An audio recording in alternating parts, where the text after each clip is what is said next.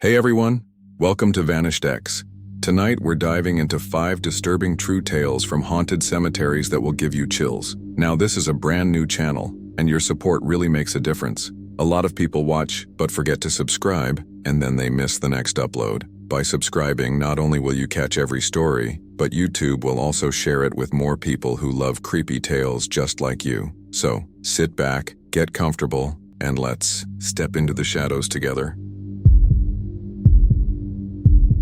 I'm not proud of how this started.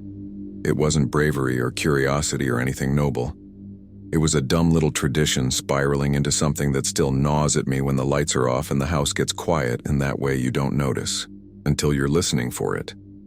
Every other Sunday, my sister Mia and I would drive out to Pine Hill Cemetery to leave a few flowers for our old neighbor, Miss Dorothy. She was one of those people you never realize holds a street together until she's gone. Knew every dog's name, kept spare batteries for anyone when the power flickered in summer storms. Her funeral had been small, a windy Tuesday. We promised each other we'd go say hello once in a while. Keep her company. It became our thing. Grab donuts and coffee, take the back road past the water tower, park under the same oak at Pine Hill, and try not to talk too loud. If you've never been, Pine Hill sits higher than it should, like it's watching the town. It's not huge. A slope with layered rows of headstones, some so old the names have dissolved to a soft nothing. The road curls around and comes out the way you came in. There's a gate, but you only ever see it closed at night or after a storm. Most afternoons it's just empty, the air a little cooler, and that way places are when a lot of people think quietly in them. There's a caretaker named Jarvis, tall, white hair like a halo of cotton. He's the kind of man who used to be broad and strong and still moves like he never forgot it. He waves, never pushes conversation, picks up fallen branches, hums. That first Sunday that sticks in my head was last September. The heat had snapped the week before, and the sky was the kind of clean blue you only get after a front scrubs everything raw. We set flowers down and talked about Miss Dorothy's cinnamon rolls and how she'd yell at anyone who parked too close to the mailbox. Mia wandered to look at the angel statue down the slope. I stood there, hands in my pockets, reading names. There's something polite about reading names in a cemetery. It feels like the minimum respect. I don't know if it was the silence or some shift in the light, but I realized, like you realize you forgot to turn the stove off, that I didn't feel alone, not in the usual way of being in a public place.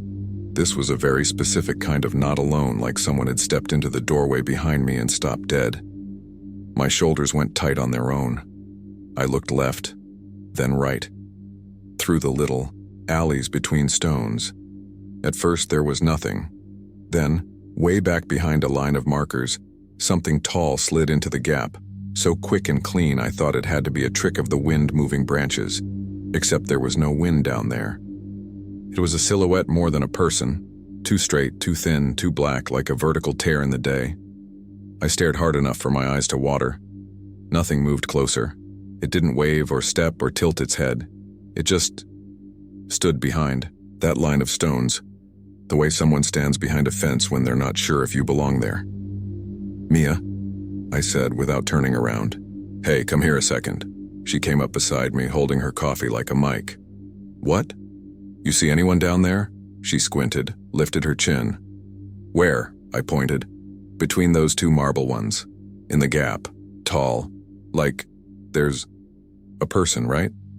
She took a step forward, and I realized I had been bracing for the thing, the silhouette, the shape, whatever, to step to. It didn't do anything. But when we both looked straight on, nothing was there. Empty grass, white stone, a crooked vase full of dust. "Maybe a tree shadow," Mia said, but there was no tree anywhere close enough to throw a shadow like that. We stood there, an extra beat I couldn't explain. Jarvis waved from up the hill, like he always did. His wave slowed a fraction when he saw us staring, then picked back up again. He started down toward us and the moment broke. We made small talk, thanked him for keeping the place nice. He said the grounds were peaceful this time of year. He looked tired, like he hadn't slept. But when I asked, he shrugged and said he didn't sleep much anyway. It should have ended there. We got in the car, we drove out. The feeling, you know that feeling, when you walk back to the car after dark and you're not scared exactly but aware of the open space at your back. That feeling stayed. I always check the rear view a little too much, it's a habit. But the way things lined up that day, every time the road curved and the cemetery fell behind us, I could have sworn there was a long shadow standing in the mirror. Not chasing the car, not waving, just standing. If we hit a red light, it would be there behind my car in the glass, sitting perfectly still like it was obeying some rule I didn't know yet. We laughed it off. We did. As soon as we pulled into town and people existed again, it felt dumb to say out loud. We chalked it up to caffeine and sleep debt. We didn't even tell Eric about it, not the first week. Eric is the kind of friend who turns everything into a story because he hates feeling like he missed one. He works nights at the college radio station, plays weird deep cuts at 2 a.m. when no one's listening, and uploads videos of abandoned places that get just enough views to keep him trying. He'd heard about Pine Hill, of course. He's heard about every cemetery within 100 miles. When I finally mentioned the shadow and the thing with the mirror, he snapped to attention like a dog who just heard the word walk. No way, he said. Because I've heard this. They call it the Watcher. People say it's this tall shadow that stays 1 row behind you. It won't cross, like it can't or won't. But when you leave, you can feel it. It doesn't chase. Chasing would be normal. It just follows in a way that's not movement. That doesn't make sense, I said. I'm saying it back to you, he said. It doesn't make sense. That's why it's scary. Mia rolled her eyes. You're the reason people get locked in places. We won't get locked in, Eric said. We'll go during the day. I'll bring the good camera. If there's something weird with shadows, we'll figure it out. So the next Sunday, we learned that there's a difference between during the day and the kind of day cemeteries have. Like light doesn't work the same there. We parked under the oak and did our routine. If Jarvis thought it was odd that we had a third now and some gear, he didn't say so. He nodded and went on clipping a stray branch. Eric set up his camera on a small tripod and tried to make me laugh. He pretended to narrate in the spooky voice he uses when he's being extra for a podcast. After a minute, he stopped pretending. He got quiet. Even he could feel it, how the space around you in Pine Hill is heavy and careful, and you change your voice without meaning to because it feels like yelling in a library. We didn't have to look hard. You don't, if it's there for you. We stood near Dorothy's stone and then drifted downhill, like we were trying not to step on anyone's feet at a crowded party. And there it was. Not out of the corner of the eye this time, but head-on, dead center in a gap between stones. Tall, too tall, like a lamppost had learned to stand like a person. Okay, Eric whispered, and his whisper wasn't loaded up, fake. It was soft, like he couldn't tell if it would hear. Okay, that's okay. He lifted the camera slowly. Mia didn't move. The shape didn't move. It wasn't just black. It was a kind of absence that made everything around it more real. The names on the stones on either side seemed to sharpen. Ants looked bigger. When Eric checked the camera screen, his mouth pulled into a flat line. He didn't show us right away. He took a couple more stills, then a few seconds of video, then a still. Come on, he said. Let's go up a row. We did. The Watcher, if that's what it was, stayed exactly where it was until we changed rows. Then, when we looked back down the new gap, there it would be again, 1 row behind, the Yao Wow. Same distance, the same stillness, the same refusal to be anywhere but behind stone, like it was committed to the idea of hiding in plain sight. After 10 minutes, my skin felt hot. That doesn't make sense either. There was a breeze. The sun was nice, but I was sweating. And not from heat. It was a tight, prickly sweat, like my body was trying to do something to get me out of a room without telling me to run. We weren't alone besides the 3 of us. A couple in their 60s wandered the far side, looking like they were arguing about directions. A little boy dragged a stick along the ground until his mom snapped at him to stop, and even the mom's snap was soft, because of the place. Jarvis was down by the gate now, talking to someone in a delivery van.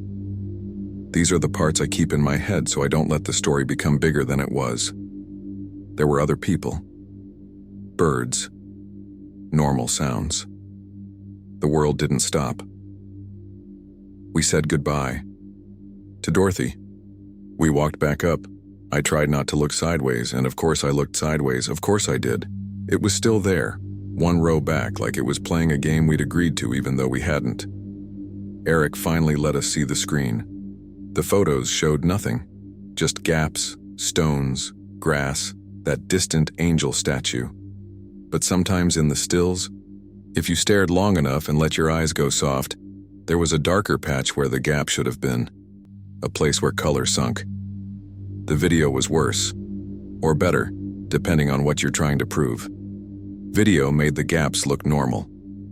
No dark patch, no something too straight. It was almost a relief, which I realize now was a mistake to feel. When we left, the mirror thing came back. It hooked into me like a fish.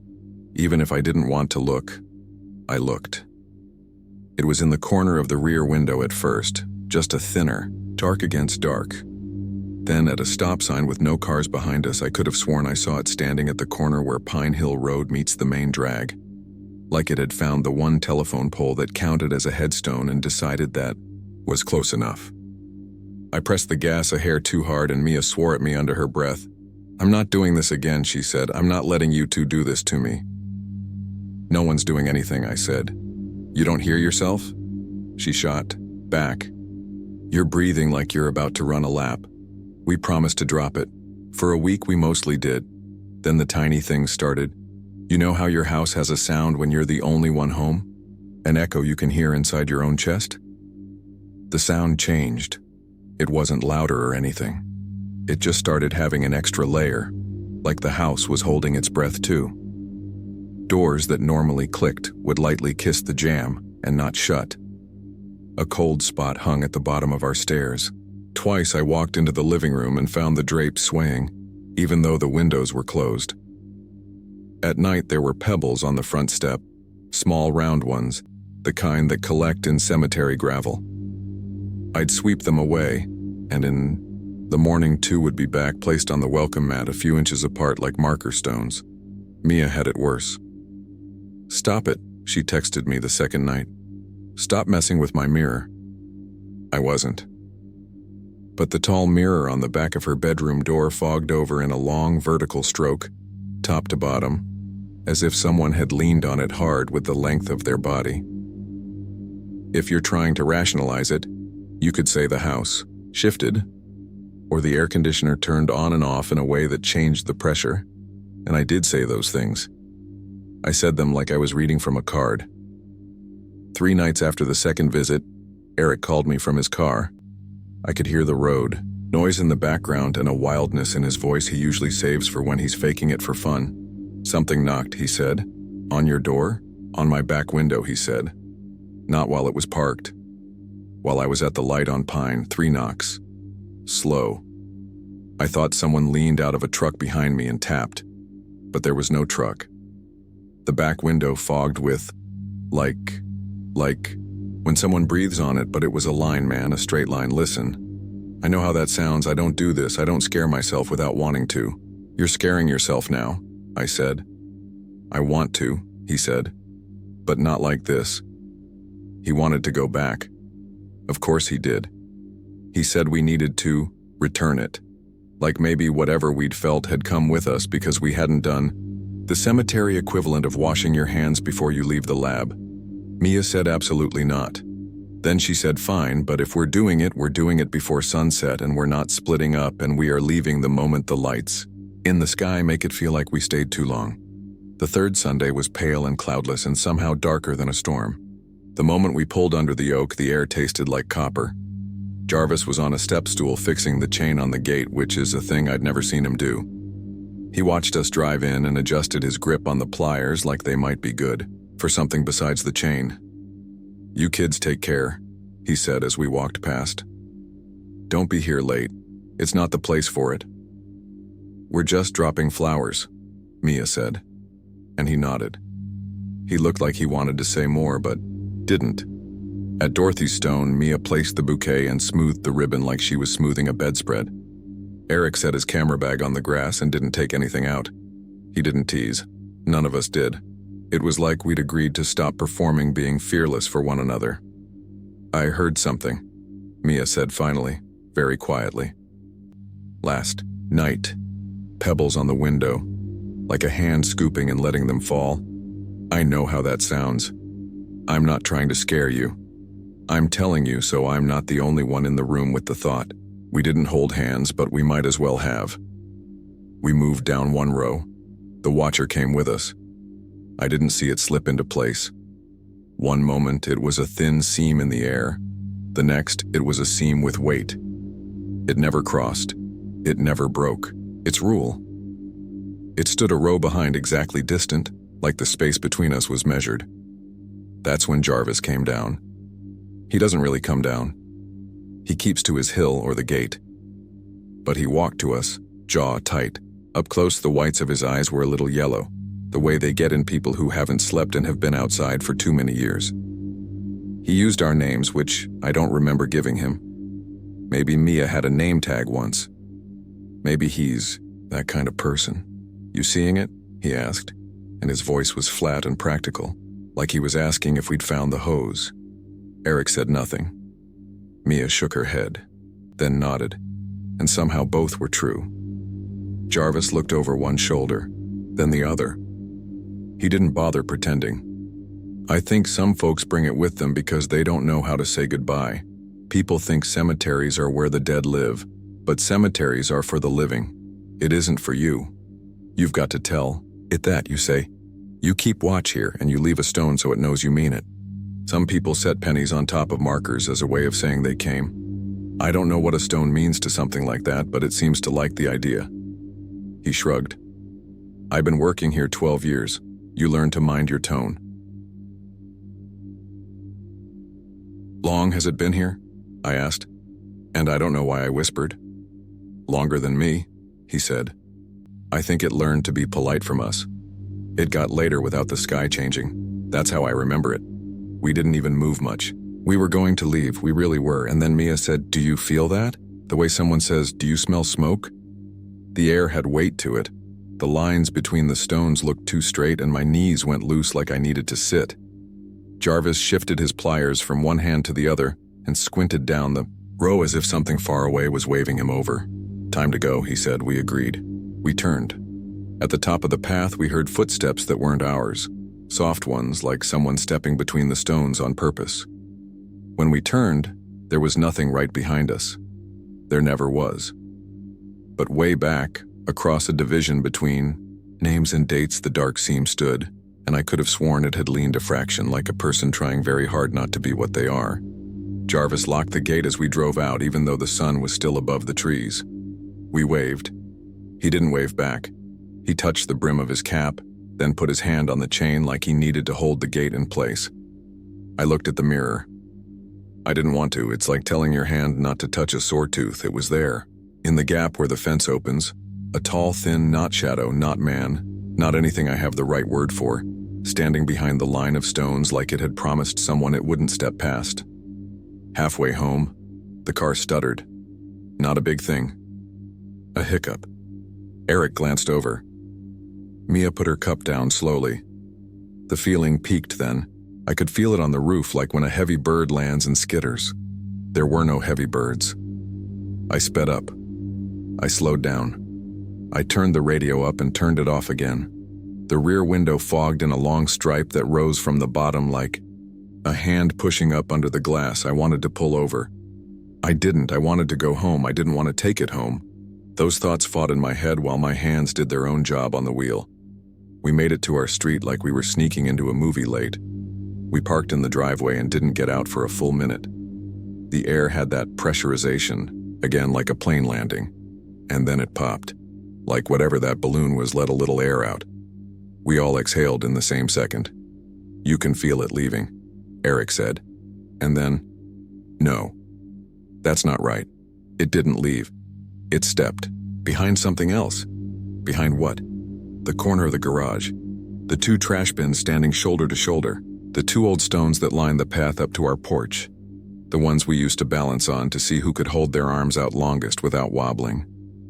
We went inside and stayed together for the rest of the day, like kids who don't want to admit There's a thunderstorm. At dark, something knocked on the back door. We didn't go. When it knocked again, it wasn't on the door. It was on the window beside the door, the one with a clear view of the porch where my grandmother's little birdbath sits on a pedestal that looks a lot like a headstone if you glance too fast.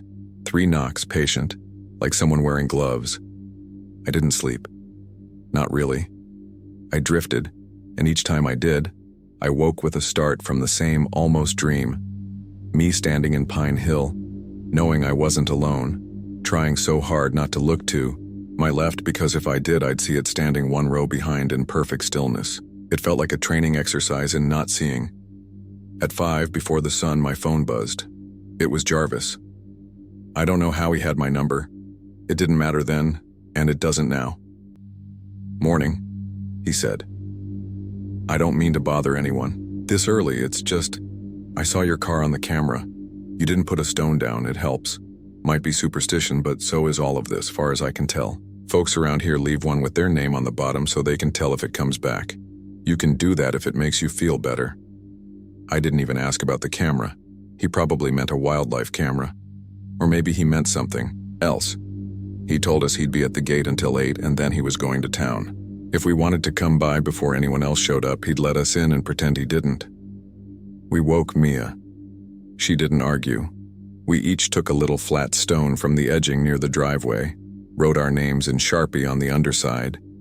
Caleb, Emaya, Eric. We put them in our pockets and drove through the kind of morning that wants to be fog but doesn't commit. Jarvis didn't wave this time. He just opened the gate and closed it behind us, and the sound of the chain catching was too loud, too final. We walked straight to Dorothy's stone. We didn't talk much. It was there 1 row back. Of course it was. It had the patience of a clock. We put our stones on top of Dorothy's, not to mark her. She didn't need us for that, but because it felt right to ask someone we loved to keep an eye on a thing that might love to be watched as much as it loves to watch.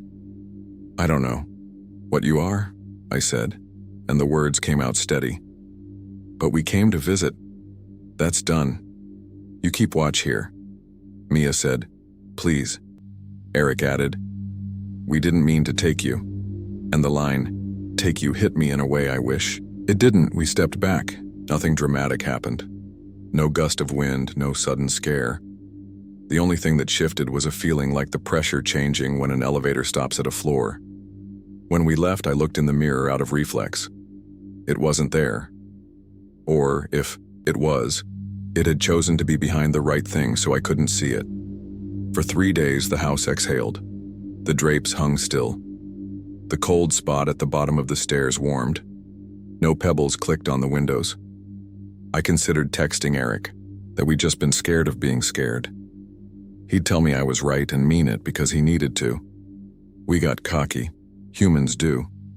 We got back to living and sleeping like the night is just night. On the 4th day, the stone with my name under it was on our porch. It was set neatly on the core mat, centered between the H and the E in hello. I turned it over, and there was my name. The Sharpie had bled a little like names do when you write them on things. The underside was damp. I stared a long time at the damp. I didn't touch the top. I didn't want to see if the top was dry. I heard my voice in my head saying, "Don't move it. Don't bring it in. Don't throw it away. If you throw it away, maybe it doesn't have to be polite anymore." I called Jarvis. He didn't answer. I called again. He did. Sometimes it tests. "You," he said after listening without interrupting. "Sometimes it asks if you mean the words or you only said them because I told you to. Put it back, and don't look over your shoulder when you do. If you look, it thinks you're making it follow you on purpose." "I can't ignore that," I said. "That's not how people work." "It's how prayers work," he said. "Sometimes." I thought about that the entire drive. It felt like I was being asked not to check the rear view during a lane change. As we turned into Pine Hill, the road was empty except for a county truck parked by the gate. The deputy sitting in it was the one who had waved us around a car accident a few months earlier, Valdez. He saw us and tipped his chin up in recognition. I lifted the stone in the air like a hall pass. He didn't smile. He did not smile. Jarvis wasn't there. The gate was open. We drove in and parked wrong, too close to the path, like we were afraid of being a foot farther from the way out. We walked to Dorothy's stone with that speed that isn't running. The cemetery was not empty. A woman in a bright pink hoodie knelt halfway down the hill crying and talking to someone named Kim. Her words drifted up and slid past us and kept going. Birds hopped. Things stayed ordinary because they have to. We set the stones back. The watcher was behind a tall, narrow headstone 2 rows down. It wasn't looking at us, that's not what it does, it was just there. If I stood still, I couldn't see it. If I shifted 2 inches, it lined up perfectly behind the gap and I could. I said, "You keep watch here," like a teacher making a student repeat an instruction. Mia said it too. Eric said nothing, then said it twice. We walked backward the first 10 steps even though I knew we shouldn't. Then we turned and we didn't look. We didn't talk. We got to the car and we didn't breathe until we'd pulled onto the road. I didn't check the mirror. The absence of checking is a kind of checking. Every muscle in my neck wanted to. I didn't. I drove like a driving test. At the stop sign, Deputy Valdez pulled ahead of us and waited, then went. I don't know if he did it on purpose, but I watched his car in my windshield like it was towing us. "I hate this," Mia said, softly. "I hate feeling like I agreed to something I don't understand." "We didn't agree," I said. "We just got noticed. It's been a month. The house breathes like normal most days. Sometimes at night I think I hear pebbles, but when I open the door there's nothing. Or there's something that could be nothing. A small stone on the step. A line in the dew on the car's rear window that could be runoff from the roof. I get to choose who I want to be when I see it. Some days I choose to be a person who believes in condensation and gravity. Some days I don't." Eric posted 3 photos of Pine Hill and 1 video with a title he promised not to make dramatic. He called it 3 Quiet Visits. He didn't mention the watcher by name. He said the place is peaceful if you're peaceful and not if you're looking for a reason to be loud. The comments are what you'd expect. Half the people talk about angles and exposure. The other half post their own stories and call him brave, even though they don't know him well enough to know he's not. Mia won't look at the video. She says she doesn't want to give it more versions of us to choose from. 2 days ago, I was washing dishes after midnight because I'd spent the whole day avoiding small things and didn't want to go to bed yet. Out the window above the sink, the garden looked the way it always does, dark, ordinary, cluttered with things I say I'll fix.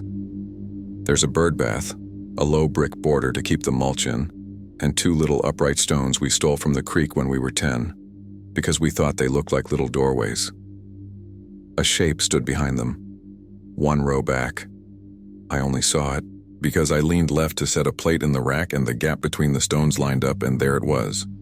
Tall and straight and patient, like it had been waiting for me to move exactly that way.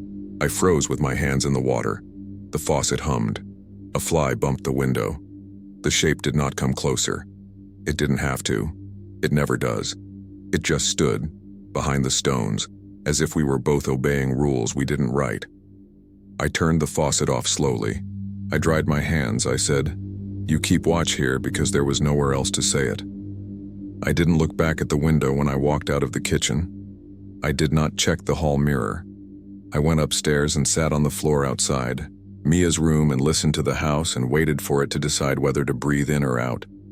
If you're the kind of person who visits cemeteries, Pine Hill is like any other until it isn't. You might never feel it. You might walk straight through the rows, leave your flowers and go, and maybe that's your gift. But if you stand quiet too long and you notice the space behind you get heavier the way a sky gets heavy before rain, don't make the mistake. I did. Don't turn it into a dare you have to win. Leave a stone, say your message, and whatever you do when you leave, don't check the mirror at the gate. It hates being watched back. And if you look anyway and you see it, and your heart decides to skip in a way you'll feel in your wrists, keep your eyes on the road until you're home. Some things travel at the speed of attention. Some things don't move at all and still end up where you are. People from Fort Worth know about the angel, or at least they pretend they don't. It stands in Oakwood Cemetery on the Crenshaw family plot. White marble, wings lifted like it's about to announce something to the sky, head bowed as if it already regrets whatever that will be. If you grew up here, you heard the same dare I did. Go at midnight, stand close, whisper your name. The angel will whisper it back. If you're unlucky, it adds a year. That's what my Uncle Ray said happened to him. He came home at 17 looking like he'd seen a train coming and had to choose whether to jump. He never told us what year. It said, just started drinking early and hard, like he was sprinting against a clock nobody else could see. He died in his 40s. Heart failure, they said. My mother cried and said he'd done it to himself. My grandmother whispered that the angel had started it. I didn't think much about any of that until I moved back. I was 31, out of excuses and money, sleeping in my childhood room with a ceiling stain shaped like the state of Oklahoma. Day job at a call center in a business park that smelled like burnt coffee and carpet cleaner. Nights scrolling my phone, telling myself I was saving, planning any word that meant not quite stuck. On weekends, I drove for a food delivery app. Fort Worth can lull you. The way the Trinity folds around the city like a lazy arm, the slow glow of the stockyards at night, the clatter of trains that you stop hearing until one day you don't. On my first week back, I ran into an old friend, Marcus, at a taco truck off North Main. He was one of those people who never left. Not really. We laughed about high school and then, like the town itself had put it in his mouth, he said, "Remember the angel?" He said it the way you poke a loose tooth with your tongue. 3 nights later, we were in my car by the cemetery wall, parked, under a streetlight that buzzed and cut out and buzzed and cut out like a nervous habit. I don't know why I went along. It wasn't macho bravado or ghost hunter curiosity. It was boredom and a little bit of anger, if I'm honest. Anger that I was back where I started. Anger that Uncle Ray might have been right. Anger at my own life for becoming a hallway I didn't choose. You start picking at the stories you grew up with like scabs. You want them to bleed or heal, one or the other. It was just after 11:45 p.m. in late August. Humid the way Fort Worth gets after the sun gives up and the heat decides to sit on your chest. We walked along the iron fence until we found the gap Marcus promised was there. Someone had bent 2 bars just enough to invite bad decisions. I felt stupid right away. Oakwood is old, a real mix of history and regular folks, stone angels and flat markers with little ceramic photos that still look back at you with the faces of people who liked bowling or barbecue or their dogs. We passed a line of small headstones with lambs on them and my throat went tight for no good reason. The city was a soft hum somewhere beyond the trees. Every once in a while a car would pass on the road and throw a weak smear of light through the leaves. You could smell cut grass and river mud. We found the Crenshaw plot by accident. The name was different than I remembered.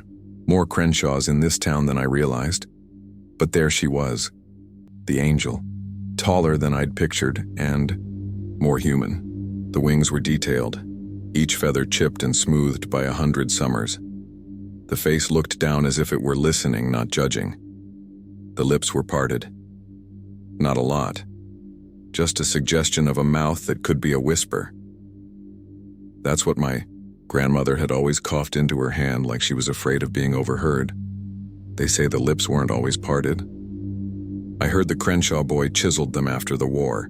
He wanted to hear his own name. Lord forgive him. Marcus took out his phone like he was about to record a prank.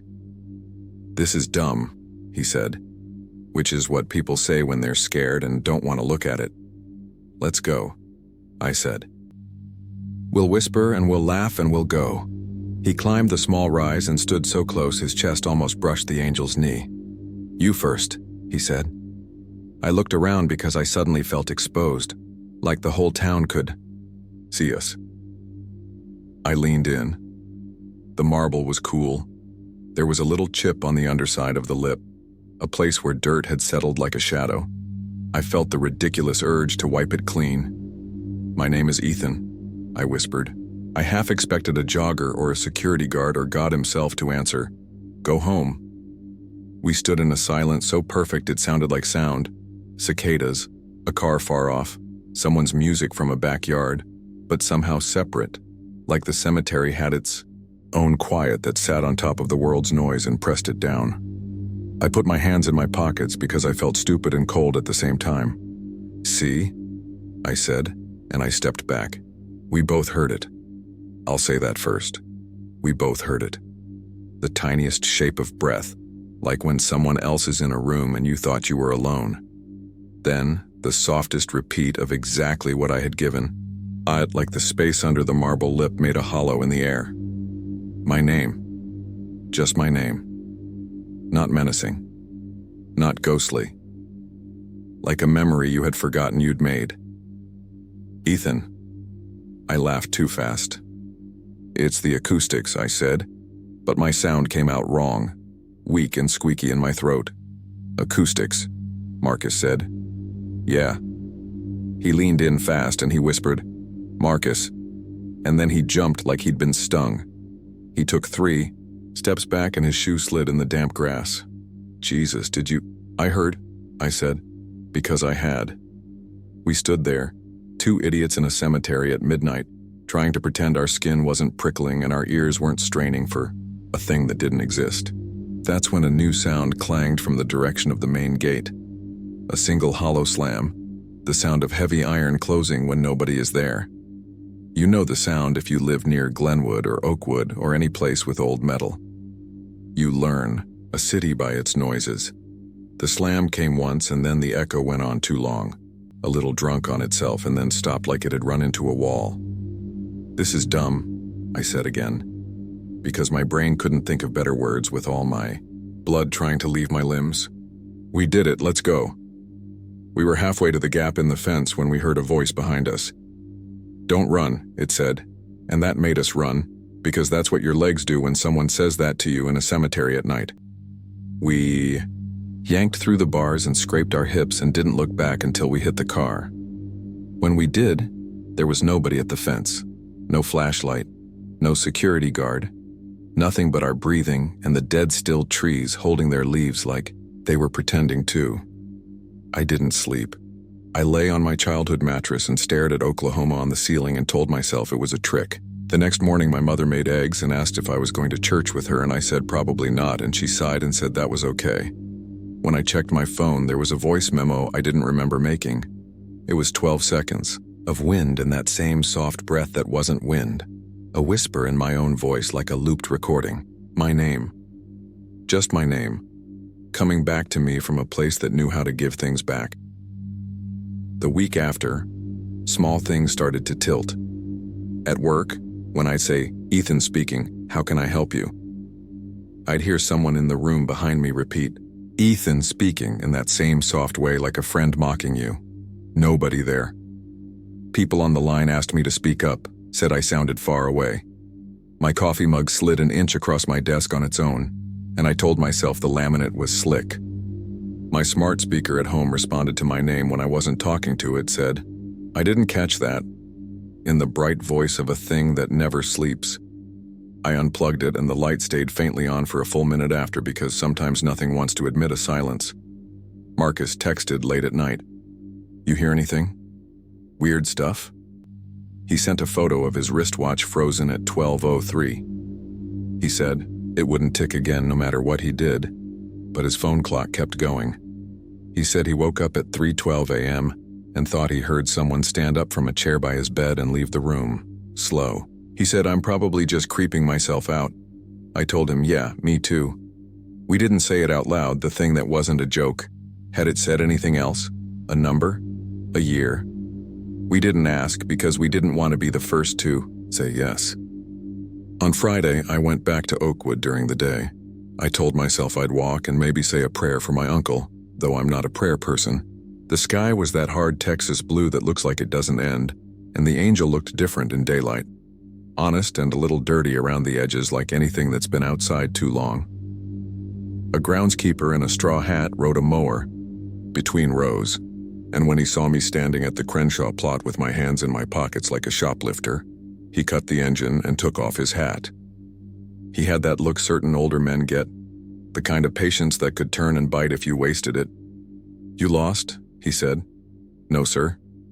The sir slipped out. Just visiting. Which one? He said, eyes going over the stones as if they were a family he knew. The angel, I said, which wasn't a person but felt like it was. My uncle's buried in Rose Hill, actually. Sorry, I grew up hearing about this thing and now I'm back and… Uh-huh, he said like he'd already watched this conversation step by step 500 times with 500 people who looked exactly like me. You're not the first, you won't be the last. You stop up here around midnight, I'll be the one tells you to go home. I nodded. We were here the other night. I know, he said. You kids always think you're the first ones to find the bent bars. I'm not a kid, I said, then laughed because it sounded like I was saying it. He studied me for a second and his face changed just a little, some calculation happening behind his eyes. You hear anything? He asked. We heard our names, I said, as plain as I could. I waited for him to laugh and say echoes. Perfect. Little arch of stone, someone carved the mouth that way for fun. Something safe. Better to hear nothing, he said. He put his hat back on. Sometimes folks hear more than they give. Sometimes they get a little gift. I don't like gifts from places like this. What kind of more? I asked, though I knew. He started the mower, then stopped it again. Don't feed it, he said. Don't give it your full name, don't give it your birthday or your daddy's name or the address you're sleeping at. You stamp the ground with too much of yourself and places like this will learn you. Once a place learns you, it remembers you better than you remember yourself. Who carved the mouth? I asked because my grandmother's whisper came back to me like a song. Family poured money into making this whole plot look like a museum, he said, impatience creeping in like the heat. Some boy went over to Europe in a war that ate boys for breakfast and came back wrong, and the story says he wanted to talk to his brother and nobody else would.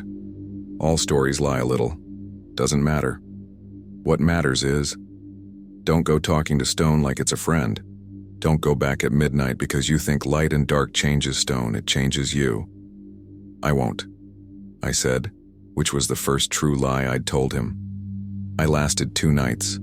The second night, my mother fell asleep in her recliner with the TV hissing at a low volume, and that made the house feel like a ghost was holding a finger to its lips.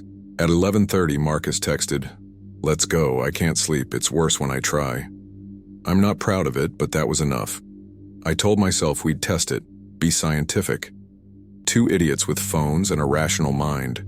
We met by the same buzzing light, slid through the same bent bars. The walk felt shorter, like the cemetery was glad to see us. This time someone had left a little pile of pennies at the angel's feet. All bright new ones laid heads up like they wanted luck to pile up too. A strip of paper lay crumpled near the base, a receipt from the Quick Mart on North Main. Someone had scrawled a name on the back. I won't say it here. It felt like picking up a stranger's wallet. I brought this, Marcus said, and pulled a candle from his backpack. One of those tall white ones with no saint on it. He set it on the edge of the plot and flicked a lighter. The flame made. The marble looked like it had blood under the skin. You first, I said, but he was already leaning in. Marcus, he whispered, then like a child being called home from the dark by a mother with a sore throat. Marcus came back. He inhaled too hard through his nose. Do I give it my last name? He muttered. Does that make it real or more stupid? Don't, I said, because I thought of the groundskeeper and because the shape of not saying felt safer than saying. He didn't. He looked at me. I stepped in, put my mouth near the chipped lip and said, Ethan. It came back as quick as breath fogs a mirror. Something in my ears adjusted like pressure on a plane. The silence that followed wasn't empty. It held a hard little ball in it, waiting to be thrown. I don't know how long we stood there. A minute. 5. The candle clocked time in that soft wax way that means nothing to anyone but itself. Then we each did the thing we promised ourselves we wouldn't. We added the year of our births. Not our last names, at least. Just the years. I won't tell you what they are. It felt like giving a password to a website you didn't trust but needed. I heard my own voice say the numbers. Then I heard the angel say my name again in that same soft, borrowed way, like a mother returning the name to a child and asking nothing in return. The numbers did not come back. I felt relief I didn't have the right to feel. The gate clanged once. The candle bent low, then straightened. Somewhere an animal moved in dry leaves, made a circle, and lay down. I wasn't cold, but I shivered, which is a betrayal of your body you learn to accept if you live long enough. On the way out, I turned back for a second. The angel looked exactly the same. 2 steps later, it didn't. The lips looked a fraction more parted. I told myself it was the candle, the angle, the dumb jolt of adrenaline making my eyes bad at math. I started measuring my life in tiny, stupid omens after that. I'd pass a sign with my birth year on it and think, okay, fine, coincidence. I'd see a calendar with a day circled in a waiting room and feel a thin wire tug in my stomach, and I'd tell myself I was tired. If a commercial on TV said a number close to a year I cared about, I turned the sound down, as if numbers could bite if you looked at them too long. This is how a person gets weird. You do it in your head for a while and then it leaks out and becomes the way your hand set down a glass or the way you don't step on cracks like a superstition you're too old for. Marcus got weirder faster. He said he woke up to his own name whispered at different distances in the room, like he was being triangulated. He said a woman called him by name from across the street, and when he looked, there was no one there. Just a mailbox with a little metal flag up like it wanted to be noticed. He said his girlfriend Tessa told him he was getting jumpy, and he said of course because something was counting him. She left for her sister's for a while because she was sick of ghosts that didn't pay rent. I told him we should stop feeding it. He said, "What does that mean? How am I feeding it if it's whispering at me while I'm asleep?" He laughed when he said it, but there was nothing funny in his eyes. We didn't last. On a night when the city smelled like wet asphalt and fried food and new grass cut by men who worked too late for what they're paid, we went back again. I told myself it was to end it, to say, that's enough, to tell the air that if it wanted something it could come and ask like a person. We brought stupid tools like that would help. Wax because sealing mouths helps in stories, and a tube of marble repair epoxy I bought in a hardware store aisle that had an inch of dust on everything. I kept thinking of the groundskeeper telling me not to stamp too much of myself into the place. I drove anyway. The sky had that yellow-brown bruise you get before a storm. The iron gate stood open in that way that makes you wonder if you're being invited or if someone forgot to finish their job. The trees leaned in, and the candle wax from the last time had congealed on the marble base into a frozen tear. Okay, I said like I had any authority over anything. We go up, we say nothing, we smear this dumb wax over the crack in the lip, we leave, and then we never come back. That's not how it works, Marcus said, which made me angrier than it should have. I pushed past him and up the small hill, my shoes quiet on the thick grass. My hand shook with a fine tremor that made the wax look like it was breathing. I reached up toward the mouth. The first voice came from my left, low and tired, the kind men get when they've worked a 16-hour shift and found a reason to come home anyway. "Ethan," it said, so soft I couldn't tell if it was outside or lived behind my ear. I didn't look. I pressed my thumb to the marble lip. It had the tiniest give to it, like the stone remembered being soft once. "Ethan," said the voice again, closer now, right next to my head. "Ethan," from behind me, as if I were surrounded by friends at a party I didn't want to be at and they were calling me over. "Don't," I said, and I don't know who I was saying it to.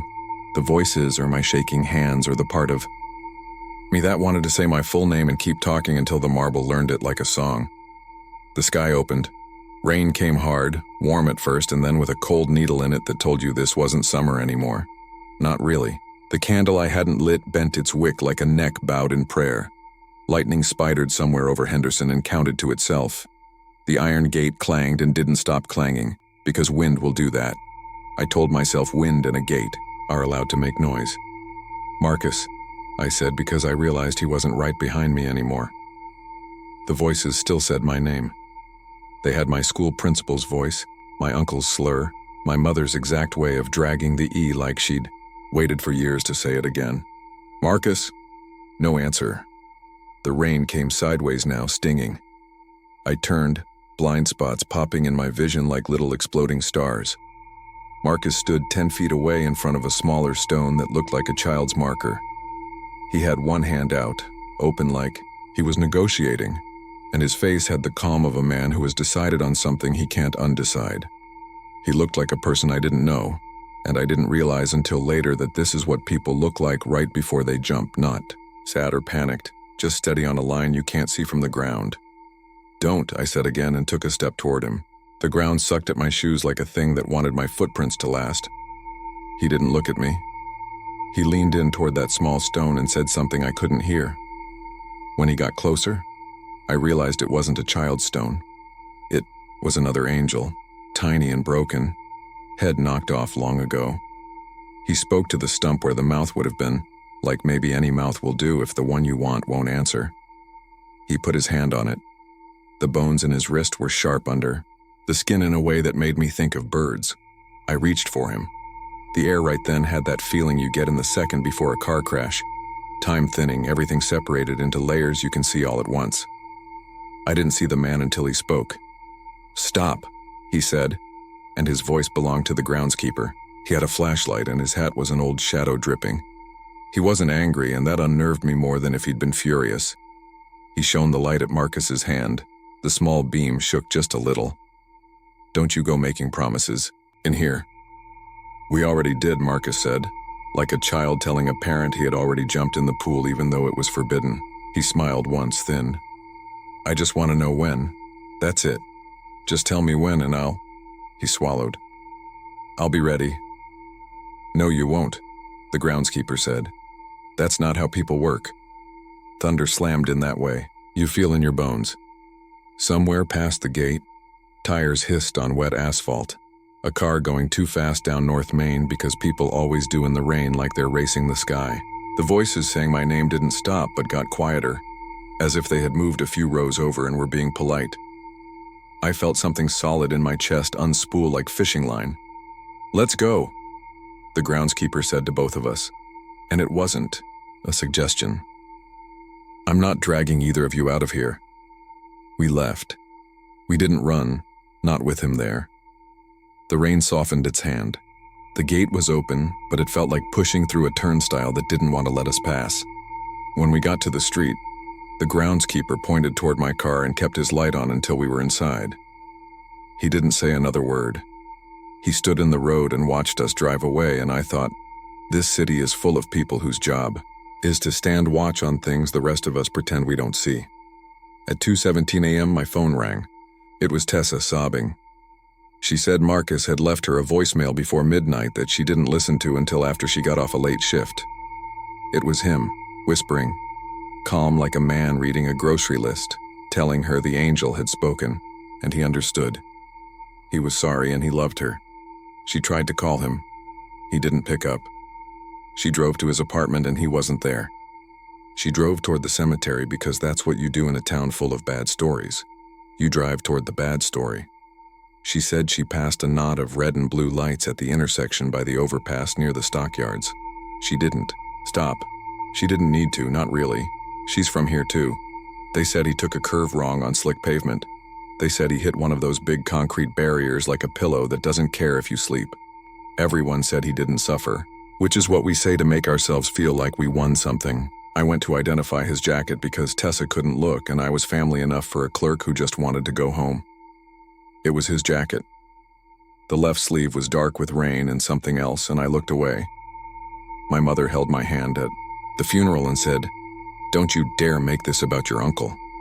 And I said, "I won't." And then I did, in my head, the whole time. The day after we put Marcus in the ground under a tree in a different cemetery because his mother wanted him near her people, I went back to Oakwood. I know how that sounds. I have heard myself say it. I went because I wanted to see if the angel's mouth was different. That's the terrible truth. I wanted proof I could hold up to myself like a stone in my fist. The angel looked the same. That's what I tell people. The lips looked maybe a hair more parted, but maybe that's because I wanted them to. Someone had taken the pennies. The wax was gone.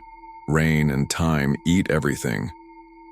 The grass around the base showed signs of someone kneeling a lot, pads of pressure that had turned the blades in a circle, but maybe that was in my head. The groundskeeper watched me from far off and didn't come over. I put my hand on the marble base anyway. It felt like summer cold and like nothing at all. I didn't whisper my name. That night I lay in my childhood bed and listened to my mother talking to the television downstairs like it had raised me. I waited until the house made that heavy, settled sound of sleep.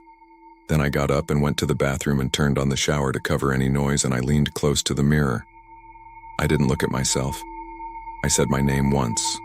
Normal voice. The fan swallowed it. Nothing came back. I turned the water off and the house creaked in a way that said, "I was here before you and I'll be here after you." I said my name a second time. Softer. Like a person might learn it if they cared to listen. The heater clicked on. The ductwork thumped. From the hallway it came back to me, soft as breath. Ethan. It didn't come from the mirror. It came from the mouth of the house, or the mouth of the air, or the part of me that wanted too badly to believe that secrets have a place to go and come back from. For a second, for a stupid heartbeat, I felt comfort. Something knew me. Then the comfort turned in my hand like a small animal and showed its teeth. I took my mother's car the next morning and drove to a storage place by the river where I hadn't been since I was 19, and the unit still had a padlock rusted enough to be a metaphor. I'd told myself I was going to clean it out. I was really going because I needed to see if the angel's voice had followed me to a place without angels. It had. When I rolled the door up, the corrugated metal made a sound like gates, and I stood very still and told myself not to make anything of that. I held the lock in my hand and said my name again because I am not smart, heard it behind me, as if a friend had come to help carry a box, and when I turned, there was no one but the heat and a strip of shadow shaped like a person if you wanted it to be. A week later, I went back one more time to Oakwood. I brought the stupid epoxy. I told myself I was going to fix what a boy had broken 100 years ago, which is a thing men like me are always trying to do. The groundskeeper saw me coming and shook his head once, and I stopped 30 feet away, like he'd put out his hand. "You can't fix a mouth with glue," he said. "You give your own mouth something better to say." "What's better?" I asked, because I didn't know. "Say no," he said. "Say I'm done. Say I'm not yours and you're not mine. Say your name to people who love you so it doesn't echo in places like this." I stood there with the stupid tube in my hand, like a child who brought the wrong thing to show and tell. I said no, to the air. I said it again. I felt nothing change, which is the hardest way to believe in something, without a trick. I haven't been back since. I pass the cemetery, sometimes on the way to pick up a delivery, and I keep my eyes on the road because I don't want to see whether the lips are different. I wake up some nights to the sound of a gate that isn't mine, and I remind myself wind has to go somewhere. I threw out the voice memo. I unplugged the smart speaker and put it in a drawer. I talk to my mother more. I call Tessa once a week. We don't say his name at the start of the call, which is a trick we do to keep from crying right away. We say, "How was your week?" and "Did you see the sky today?" and the Longhorns on 35 made a mess of traffic. I say her name before we hang up, just so a person who is alive and can answer hears it and gives it back. Sometimes, walking to the kitchen at night, I hear the shape of my name rise up from the floorboards, not spoken, just held, like the house has made a space for it. When I lie very still, the house is just a house. When I listen too hard, it's every place I've let my name slip where it shouldn't. I don't know if the angel said a year. If it did, the year's inside me now, and I could go back and ask if I wanted to be someone I won't like later. I could check the lips and measure them, and pretend measurement is safety. Mostly I cook my mother breakfast and ask her to tell me stories about Uncle Ray that have nothing to do with what he heard. She tells me good ones. I repeat them in my head until that's the echo I hear at night. If you go, because I know how. This story works and how you're going to think you're different. Don't take your phone, and don't take someone you love, and don't go on a night when the air feels like it's holding its breath. If you whisper a name that isn't yours. If something whispers back, pretend you didn't hear it. Pretend long enough, and sometimes pretend becomes the truth. That's what I'm doing. That's what keeps the silence from answering when I turn the lights off and say my name by mistake in the dark. I grew up 1 block from Glenwood Cemetery, on a little street where the live oaks leaned in and the sidewalks broke in the same places every year. If you've never lived next to a cemetery, You get used to things you shouldn't. The sound of wind moving through iron. The smell after a bayou rain, wet clay and cut grass and something sweet you can't name. The way every noise at night gets measured against whatever is behind those walls. When I was 12, I first heard the main gate clang after midnight. It's a heavy, old-fashioned sound, like a jail door shutting on a TV show, but deeper, with metal in it you feel in your teeth. I stopped walking and counted. One clang, then another, steady, like someone was opening and closing the gate, testing it. I crept to the corner and looked through the bars. The paths were empty. The moon showed the gravel and the angel statues and the stacked obelisks, but no people. Then, in the corner of my eye, I saw movement. Shapes, like men with brimmed hats and long coats, pacing in circles as if they were waiting their turn to leave. When I got home, my mom asked why I was late, and I lied and said we were playing video games at Drew's house. She was wiping mud from our porch step. She said, "Did you track this in?" The boot prints were deep, narrow, like something old-fashioned, and the mud looked almost black. "I was careful," I said, and I meant it. She didn't answer. She held up her rag and showed me the color it left, a faint rust stain that never came out. You can say a lot of things to yourself to make a weird memory into nothing. For years, I kept that clang in the box where I store other kid fears. The closet door that never shuts on the first try. The red blinking light of the old smoke detector. I went to high school, I moved away, I came back. Life stayed practical. Bills, tires, cheap coffee, long hours. If you'd asked me a few years ago whether the gate still clanged at night, I would have told you I didn't hear it anymore because I slept like a rock or because I finally grew up. Then my mother fell and cracked her knee on the back steps, and I moved home for a while to help her out. That first week back, the neighborhood felt exactly the same, like a paused show. Same broken sidewalk, same live oaks, same low hum from the freeway if you listened at 2 a.m. I made her soup. I changed the porch light bulb. I took out the trash. I slept in my old room and told myself I was too old to be spooked by anything. On the fourth night, I woke up for no reason, like someone had tapped my shoulder. I lay there listening. The air conditioner, a car far off, a train horn somewhere downtown, a stray dog. Then it came. Clang. I don't know what part of me had been waiting for it, but something in my chest tightened in a way I remembered from being a kid. I checked my phone 12:41 a.m. The second clang hit exactly 5 breaths later. I got up, padded down the hall, and stopped at my mother's door. She was asleep with the TV on low. The blue light showed the ridge of her cast. I went to the living room and muted the porch camera feed on our TV because I didn't want to see some raccoon or mailman ruin the feeling I had. The third clang. I stood under the porch light, and the air felt warm and a little sticky, the way Houston stays. Even in November, I could smell the bayou water like pennies. The street was empty. The ironwork of the main gate was a darker rectangle against the trees. I counted 10 clanks before the pattern changed. 2 quick, 1 long, pause, then another single one that echoed out along the stones. It sounded like someone shutting a cell and then tapping a bar with a baton. The next morning, I checked the porch camera on my phone while my mom fussed with her tea. The motion sensor had triggered at 12:40, 12:45, and 12:51. The clips were just our empty porch bathed in the bug-sparkled light, the fern shadow twitching.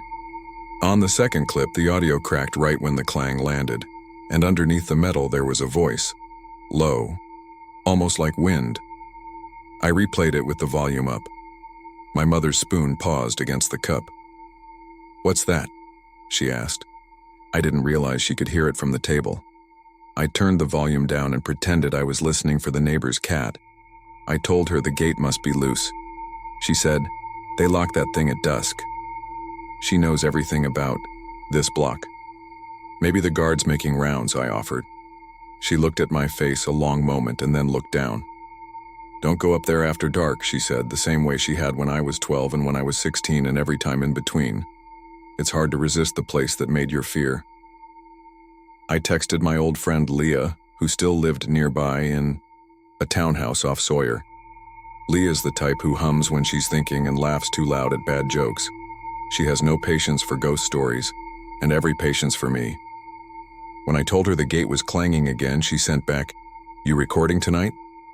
Like it was teasing and also a dare.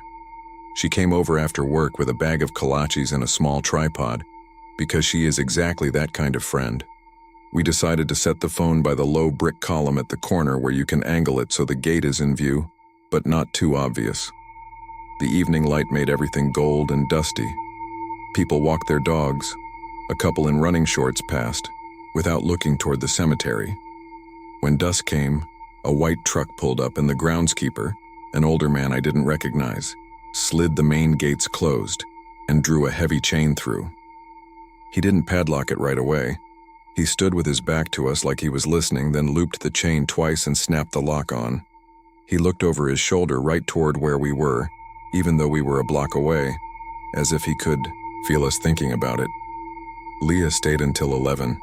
We watched a show with the captions on and drank tea like we were much older than we are.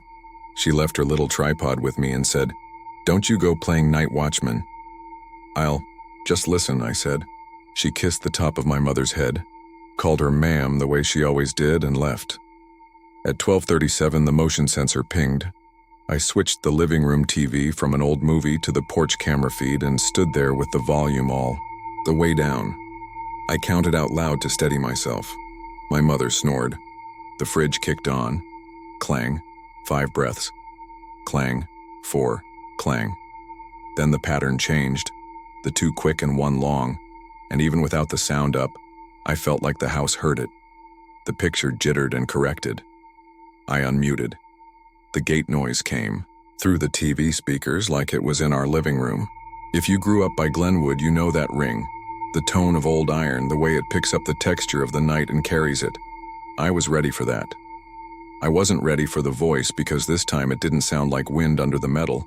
It sounded like a call and response, like someone reading a list. The first name was one I didn't catch. The second was Henry, old-fashioned, the vowel soft. Then Mr. Rainey. That caught me. I grabbed my jacket and stepped onto the porch without really deciding to. The air felt a degree colder than inside, and there was that metallic smell again. From our steps, I could see the gate dark and shut, and the chain shining in the streetlight. The voice called another name and another. I didn't recognize any of them. Then, clear and separate, like it had turned its face to me, it said, "Leah." There's a point in a night where you realize you are not the main character of whatever is happening. I felt like I had turned a corner and walked into something that had been in motion long before me. I called Leah and got her voicemail and left a stupid message. "Hey, you up?" Then I texted, "You're fine, right?" The read receipt stayed unread a long time. Finally, she typed, "My neighbor's smoke alarm is chirping and I want to throw it in the pool." I typed, "Good," and lied that I'd misheard something on the TV. I stood there shivering in my jacket that wasn't actually warm and forced myself to count down from 100. The names kept coming, one every few seconds. None I knew, though. I wrote a few in my notes app as best I could spell them. When the last one landed, it wasn't a name, it was a phrase said just like a name. Turnkey. And then the longest, slowest clang of all, like someone had shut the whole night. In the morning, I walked up to the gate. The chain looked ordinary. The lock was one you could buy at any hardware store. The street was wet from a short running sprinkler somewhere. I put my hand against the iron and gave it a shake. It didn't move. I tried to peek inside and saw exactly what you always see in the morning. Curving roads, carved stone, oaks like umbrellas. The older groundskeeper pulled up in the white truck again and gave me a look. "You got a reason to be on this?" he asked, not mean, just tired. I told him my mom lived on the next block and I'd grown up here. He nodded at my face like he remembered it in a younger version. "You hear it again?" he asked, and my stomach dropped because he didn't ask what, he asked again. "Yeah," I said. "Names," he said, not a question. I nodded. He looked down the road toward the angels. "They get louder right after a storm," he said. "You can't hear them in the day, not with the leaf blowers and the trucks. At night they can stretch out." He got back in his truck and said, "You don't need to come up here at night to prove anything. Let the iron shut itself." Before he drove off, he added, Rainey's dead. The name you heard. He worked before me. He used to turn the key like it was a church bell. That man loved the sound of the gate. That day, Leah and I listened to the recordings on my phone in my kitchen. We leaned over the counter with the volume down low like we were overhearing a secret from the next room.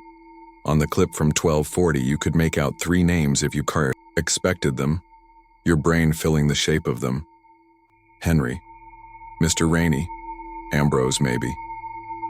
I kept thinking I heard Leah, but when I raised the volume, it blurred into something like Leifer, and then just air.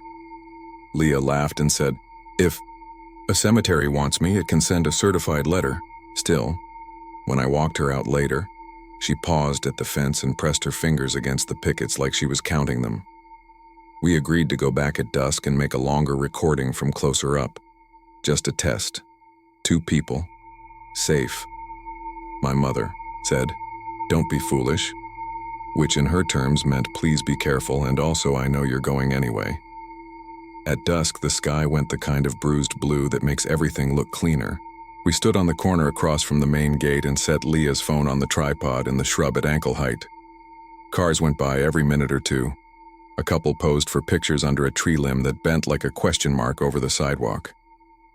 The groundskeeper we'd met, his name tag said E.M. Flores, closed the gate, wrapped the chain, and again paused like he was listening to something I couldn't hear.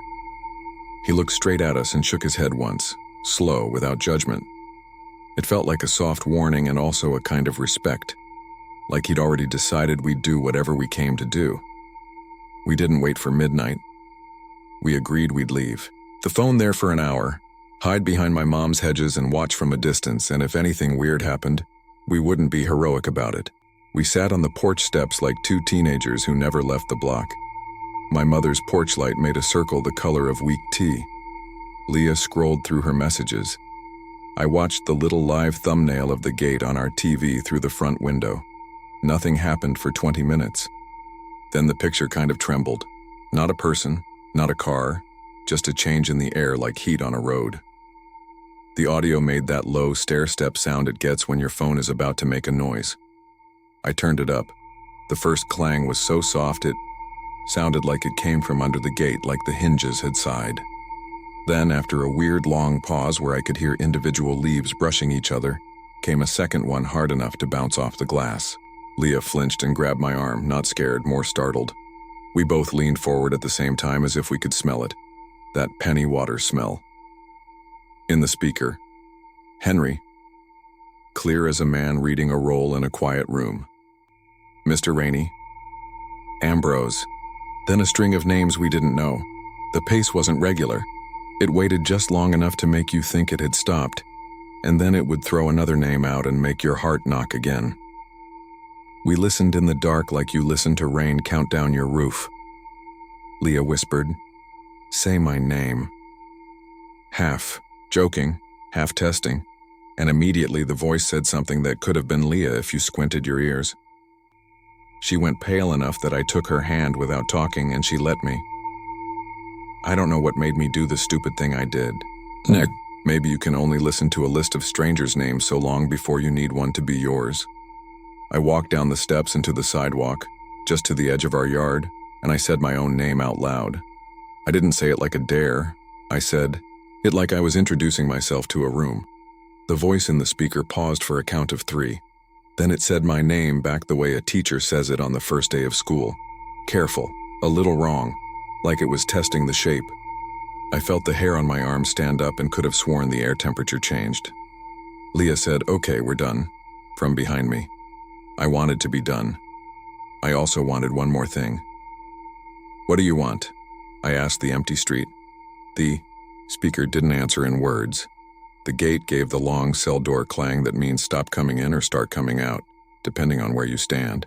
I said, "What do you want?" Again, stubborn. The voice said, "Turn key." It said it the way you say, "Amen." We jogged to the corner together without planning it, the way you move during a fire drill you've practiced too many times. The gate was closed, the chain looped twice, the lock straight. There was nobody on the street but us. Leah said, "We're not going in." "We're not," I agreed.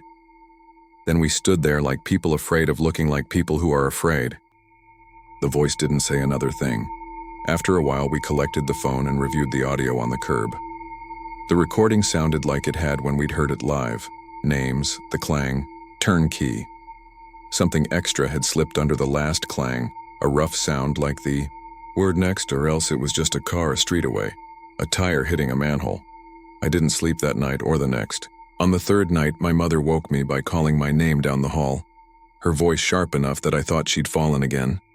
I ran to her room. She was sitting up, breathing hard, fingerprint smudges of sleep under her eyes. "They came, on the porch," she said. Not dramatic, just reporting. I heard the steps heavy, then the mat moved. We watched the clip together in slow motion. The motion sensor clicked on at 12:51. The audio picked up the long clang like a line drawn across the night. The porch mat flipped up a corner and settled, as if someone had scuffed it with a boot. There was nobody there.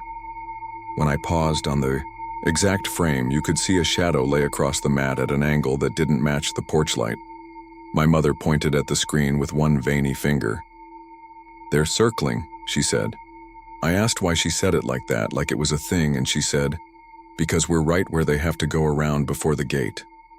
Then she pressed her palm to my cheek and added, "Don't go to them. They want you to go to them. Let them pass." I wish the story ended here with us doing the sensible thing. But the truth is, once something says your name, you feel like you owe it a reply. The next evening, I went up during daylight and found Mr. Flores near the maintenance shed. I didn't mention breaking rules. I asked him about Rainey. He told me Rainey worked nights for 20 years. He'd close the gates like a ritual. 2 loops of the chain, check all the side doors twice, walk until his feet knew where the gravel bends without looking. He said Rainey made a joke, night after night, that if the gate ever started opening itself, he'd take his lunch and go home. Choked on a peanut while watching the Astros and died in his recliner the year before I moved back. "We still hear him sometimes," Flores said, not pretending otherwise. "Him and others. There's a rhythm to a place. Iron remembers what it was made to do." I told him I heard my own name. He nodded like he'd been waiting for that part. "They call what's near," he said. "Like a bell. It's never just for you, it's for everything that can hear." He put a hand on the gate and said, "You can tell it no." "How?" He tapped the lock. "You stay out when it's dark. You let the men walk. You don't stand where they need to pass." He looked over my shoulder toward our block, and his eyes softened in a way that made me think he knew our porch, our light, our mat. That night I put a chair in front of the front door and felt stupid doing it. Leah texted that she was out with co-workers and might stop by after. My mother slept early, tired from the physical therapy woman who made her do too much. I made coffee at 11 and sat on the step inside the living room, the way you sit with a baby you don't want to wake. At 12:40, the first clang landed. It felt closer than ever. At 12:46, the steps came on the porch, slow and heavy, no pretense. The mat scraped. The door moved in its frame as if someone leaned a shoulder into it to test it. Every hair on my body lifted like it was listening. I whispered, "No," because I believed Flores and also because it was the only word I could find. The door didn't move again. The speaker in the kitchen picked up a new sound I didn't recognize right away. The click of an old key turning in an old lock, not ours. The gate clanged in answer. The voice said, "Next." Then, like an afterthought, my mother's name. I stood so fast the chair tipped. I pressed my palm to the door. I knew the men in coats were pacing the curb outside, circling our block the way my mother had said, like the sidewalk formed a ring they couldn't cross. I knew if I opened the door, even a crack, I'd see nobody standing there, and I'd feel like somebody had just stepped away. I knew if I called 911 I'd sound crazy, and they'd come by and say the words "false alarm," and then leave. The air the same. The only person whose voice I wanted was Leah's, so I called her. Straight to voicemail. Then a text. "On my way, 5 minutes," I typed. "Take your time." I don't know why I sent that. It felt polite to the wrong thing. The last part is where I lose people when I tell it because it sounds like the part of a ghost story where you roll your eyes. At 12:53, the doorbell rang. Nobody uses our doorbell because the button sticks and buzzes. It rang anyway, a clean single tone, and stopped. I put my eye to the peephole and saw the porch empty, the mat slightly out of place, a dark smear on the concrete like a thumbprint dragged. I didn't open the door. I said my mother's name out loud. The voice on the porch didn't answer. The gate clanged, long and certain, and under it something that sounded like a key hitting pavement. Leah's headlights pulled around the corner just then and washed the porch white. She jogged up the steps and I opened fast, stupidly, without thinking, and grabbed her arm and pulled her in. She said, "What the hell?" half laughing, half out of breath. I shut the door and put the chair back. We stood with our foreheads, touching because neither of us could figure out where our hands were supposed to go. When we checked the porch camera later, we saw all of it and none of it. The mat moves. The doorbell rings. The waveform on the audio shows it plainly, but there's no finger on the button. The headlights come and wash the picture out. In the white glare, for 2 frames, there's a shape next to the mat, low and narrow, like the side of a boot. The smear on the concrete turned out to be rust. It didn't wash away with water. I had to scrub with a brush and a paste of baking soda like an old lady. When the concrete dried, the mark remained, faint as a shadow, the length and slant of a right foot about a size larger than mine. It hasn't stopped. It hasn't escalated into something anyone would believe either. The gate clanged again the next night and the next. The names change. Some repeat. Sometimes the voice is almost cheerful. Sometimes it's flat as a list read to nobody. "Turn, key," it says, like a habit. Next. We learned to ignore it the way you ignore a drip you can't fix at 3 a.m. We put a towel under the door. We left a bowl of salt on the porch because my mother said her grandmother once did that for a different kind of trouble. And what does it cost you to respect someone else's fix? Leah taught me to sleep again by talking about her job and her upstairs neighbor and the way city lights make their own weather. The part I can't talk my way around is the porch flake. 2 mornings after the doorbell, my mother called me in early. She was sitting with her bare foot up on a pillow and a little piece of something in her fingers. "This was under the mat," she said. I held out my palm and she dropped it in. It was a tiny wedge of iron orange at the edges, like a shaving from a machine. Nothing special. It smelled sharp if you put your nose to it. I set it on the counter. The rest of the day I tasted metal in my mouth, like bleeding gums. That night, after the names and the clanging and the ordinary quiet that comes after, I woke up with the iron chip under my tongue. I don't know how else to say it. I sat up choking and spit it into my hand, the same wedge. My mouth tasted like pennies. I rinsed and couldn't get it out. I didn't tell my mother. I didn't tell Leah until the next day, when I could make my voice hold steady. If you need a clean end, here's the closest I can give you. A week later, we moved my mother's bed to the back room that faces the alley instead of the street. For 2 nights, the clanging sounded farther away. On the 3rd night, the alley gate, the little one, just wood, creaked and shut itself twice in a row for no reason, and a cat I'd never seen before sat under it with its eyes reflective like coins. We brought my mother to stay with my aunt in Spring Branch while her knee healed. The house was so quiet I could hear my own blood. I slept with the TV on a low cooking show to put voices in the air that didn't know my name. Sometimes Leah stayed. Sometimes she didn't. The gate went on with its rhythm whether I watched or not. If this is about me, I wish I knew what response it's waiting for. If it's not, I wish it would stop using my name to keep time.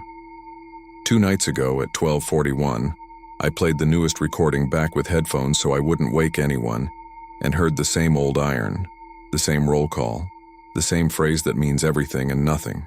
Then another sound under it, the quiet click of a lock, followed by my mother's voice, clear as if she were in the room, saying my name in the tone she uses when she finds me standing in the doorway at night and doesn't want to startle me. She's across the city with my aunt. She was asleep and I called to be sure, and she answered with that groggy hello that proves it. I sat there with the headphones on and stared at the door and wished I were braver, and also wished I'd never once looked through the bars of that gate. I went to the porch and found the mat straight, the smear faint as ever, and a new mark next to it that you wouldn't notice if you didn't know to look.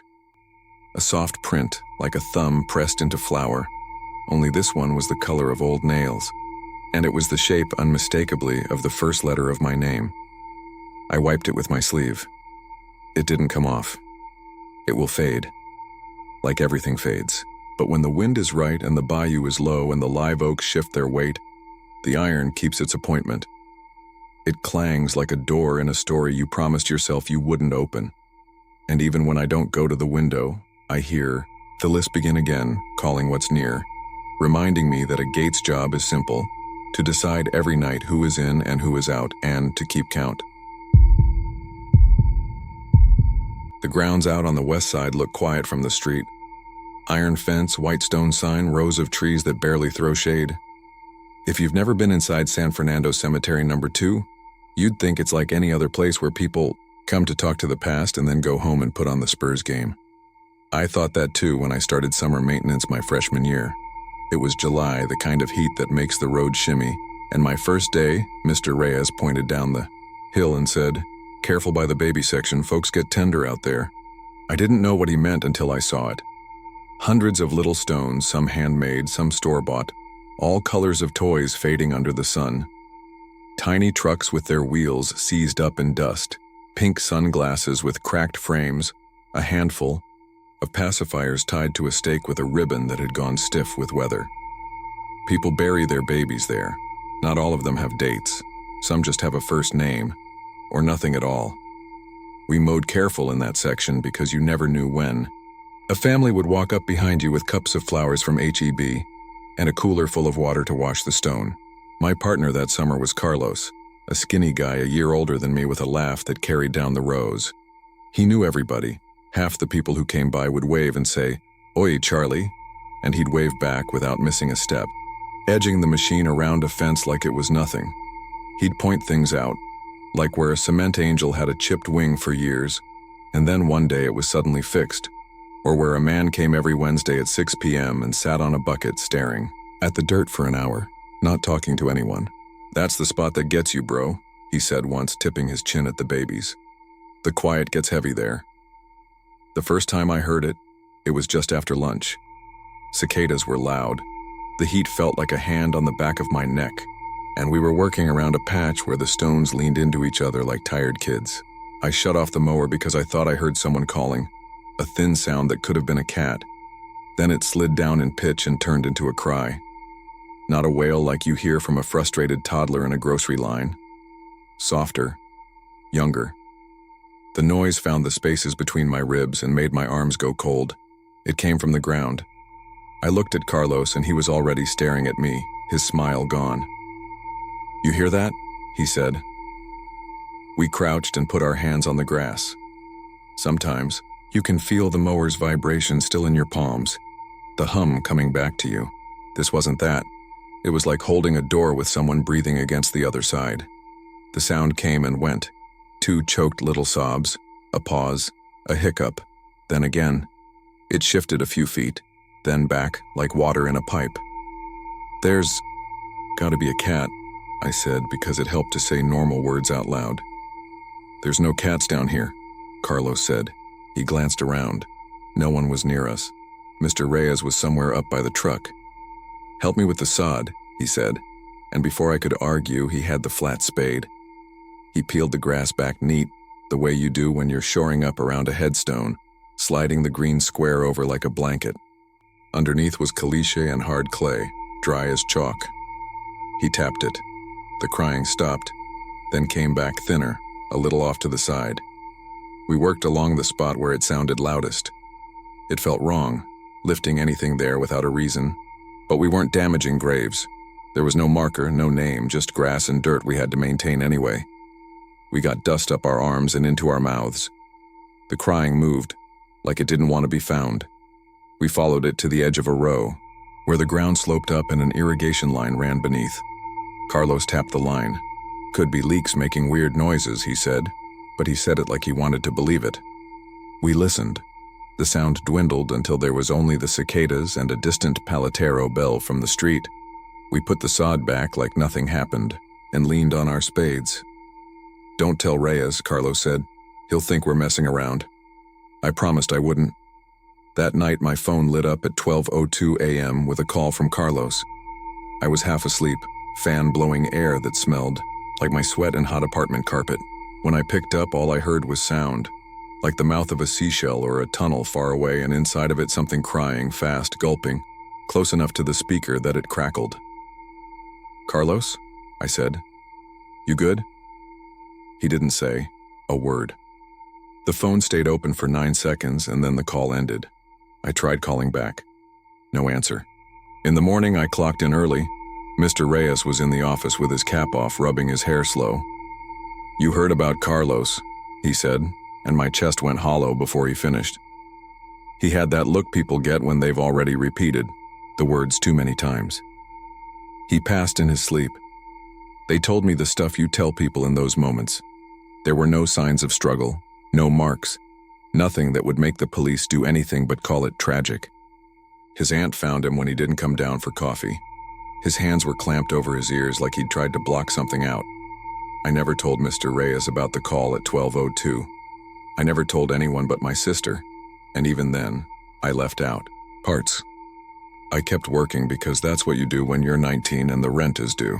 We were short-handed, so I got to do more of the little tasks that don't look like much, straightening flags after a storm, trimming around the bronze markers where the grass always wants to swallow the edges, picking up rain-warped photographs that blow loose from vases and get stuck under sago palms. People came and went like always. Choir of cicadas, mower drone. The paletero's bell changed hands at noon. The heat rose from the dirt and pressed the smell of hot plastic toys into my nose. The crying didn't come back for a while. I was almost able to tell myself it had been a stress thing. One afternoon, an old man in a straw hat I'd seen around a dozen times stopped his slow walk by the baby section and watched me work. He had a metal rake he used more for balance than anything. "You with the new crew, mijo?" "Second summer," I said, shutting the mower off. He nodded toward the little stones. "You never put your ear on the ground there?" he said. "You hear me?" I half laughed because it sounded like a joke. "I won't," I said. "They are heavy, those ears of the little ones," he said, tapping his temple. "What they carry. If they call, you don't go down. You let their mothers answer, or the father, not us." He went on his way. I found, out from Lupe, the night guard, that the old man's name was Mateo and he'd worked maintenance there in the 70s until his knees went bad. "He talks to everyone," Lupe said. "Most people ignore him. Maybe don't." I slept like somebody checking the door every hour. The fan made a rhythm like breathing. Just before dawn, I jerked awake because my room was full of that same seashell noise from the phone call. A rushing, not quite wind, not quite blood. The crying was outside my window, careful and quiet, like it didn't want to bother anyone. My apartment faced the parking lot. There's nothing under my window, but concrete and a discarded cigarette basket. The sound made my eyes water because my body remembered it and knew to be scared. I did what you think you'll never do. I got down on my stomach and pressed my ear to the floor. The crying got stronger, traveling right through the concrete like the building was a drum. A tiny voice hiccuping, closing his throat on every breath like it hurt to use air. He wasn't words, not exactly, but it had the shape of words. A syllable repeated, a G sound, then a hum. I got back up and stood in the middle of the room with my hands clamped over my ears, and for the first time I understood that pose. How it doesn't help at all and you do it anyway because it gives your body something to do. I didn't sleep the rest of the night. I went in early. The sun hadn't burned the chill off and the dew made the grass look silver. Mr. Reyes told me to help Don Mateo move old vases out of storage. "You got stronger, Moros," he said, waving us toward the shed. Inside the metal building that keeps the shovels and tarps and the little John Deere carts is always a different smell. Rubber, gasoline, earth, old flowers. As we worked, I ended up telling Mateo that my friend called me before he died and that I'd heard something after. He looked at me like I had said I'd stolen from the offering plate. Not angry, wary. "Did you move any of the earth with your hands?" he said. "We lifted some sod," I said. "Saw nothing, just dry." Mateo put a hand on the shelf, leaning in. Always there is something, he said. Maybe not bones. Maybe a place where people poured tears. Maybe the line where water wanted to go and then was told no. He told me how in the old days, when too many infants died in one summer, heat, sickness, accidents, families would bring them to the church and then out to the west side to be buried in little rows not always marked right. He said that when they put in the irrigation and later when the road got widened, some of the places where those rows had been got cut through, capped, rerouted. Most times they are quiet, he said. Most times they are tired. But sometimes they remember the sound they used to make and they want someone to answer. The wait is not the grave, the wait is the call. Why me? I said. Not because I expected an answer, but because the air in the shed felt like it expected me to ask. He shrugged with his eyebrows. Maybe because you listened. The crying came back at work a few days later like it had. Never stopped. We were edging the line where the old section gives way to the newer, flatter rows when that thin sound slipped under the mower engines and made me freeze. You know how your body recognizes your name even in a crowd? It felt like that, like I'd been hearing that cry all my life and now someone was playing it at me. I turned, and the little lights in the corner of the field office flickered even, though no one was inside. The sound seemed to come from where the ground sloped to a drainage ditch, a shallow, rocky mouth we kept clear of debris so storms wouldn't float wreaths down the street. Carlos wasn't there to look at me and say, "You hear that?" He was in the ground somewhere else in the city, and I would go around him in my head, thinking of his aunt pressing tissues to her eyes and saying he didn't suffer and wondering if that was a lie people told to make the air bearable. I went toward the ditch. The sun snapped off the metal grating, hot on my face. The crying got thinner. My phone buzzed in my pocket. No number, just unknown, and the time, 12:02, like it had saved up the minute for when it wanted to scare me the most. I let it ring. I crouched and shut my eyes so I could hear clearer. Under the grate, there's a black concrete pipe wide enough for a kid to crawl through. The sound feathered the air right above it. I spoke before I could talk myself out of, "Did I hear you?" I said, quiet. "I'm here." Something knocked from inside the pipe. 3 light taps like fingers on a table. Not a child idea of knocking. Polite, rhythmic, like someone trying not to frighten you. The crying stopped. Then a voice, too small to own words but determined to try. A shape like go, a hum like home, the mouthwork for a single syllable with a Z in it. I swallowed and my throat clicked. "You want to go home?" I said. It sounded dumb leaving my mouth, but I said it anyway. The pipe gave me back a breath and then nothing. That night, Lupe got my text and let me walk the grounds with him when his shift started. He took his job seriously. He had a thermos and a clipboard and a flashlight that made the dust float. "You look like you haven't slept," he said, and I told him I hadn't, leaving out the part where I spent an hour laid out on my floor listening to concrete breathe. We walked the rows. It's different at night. The heat loosens its grip, and the wind wakes up. Plastic flowers make a dry click in the dark. Dogs in the neighborhood cry at nothing or everything. Somewhere, always, there's a train. At the babies, the lights of the city made a low sky. We passed the spot where Carlos and I had lifted the sod. I could find it by heart now. Lupe told me stories people tell each other when they're trying to make sitting in the dark feel normal. Shadow shapes that cross the path and leave no footprints.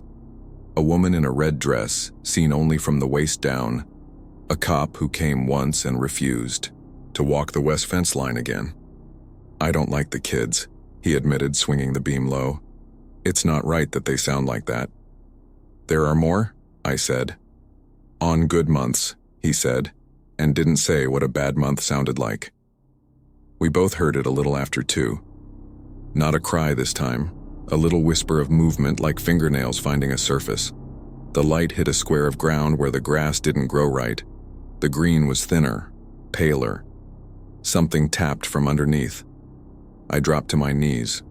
Lupe grabbed my shoulder. "No," he said, like he was stopping a little kid from touching a stove.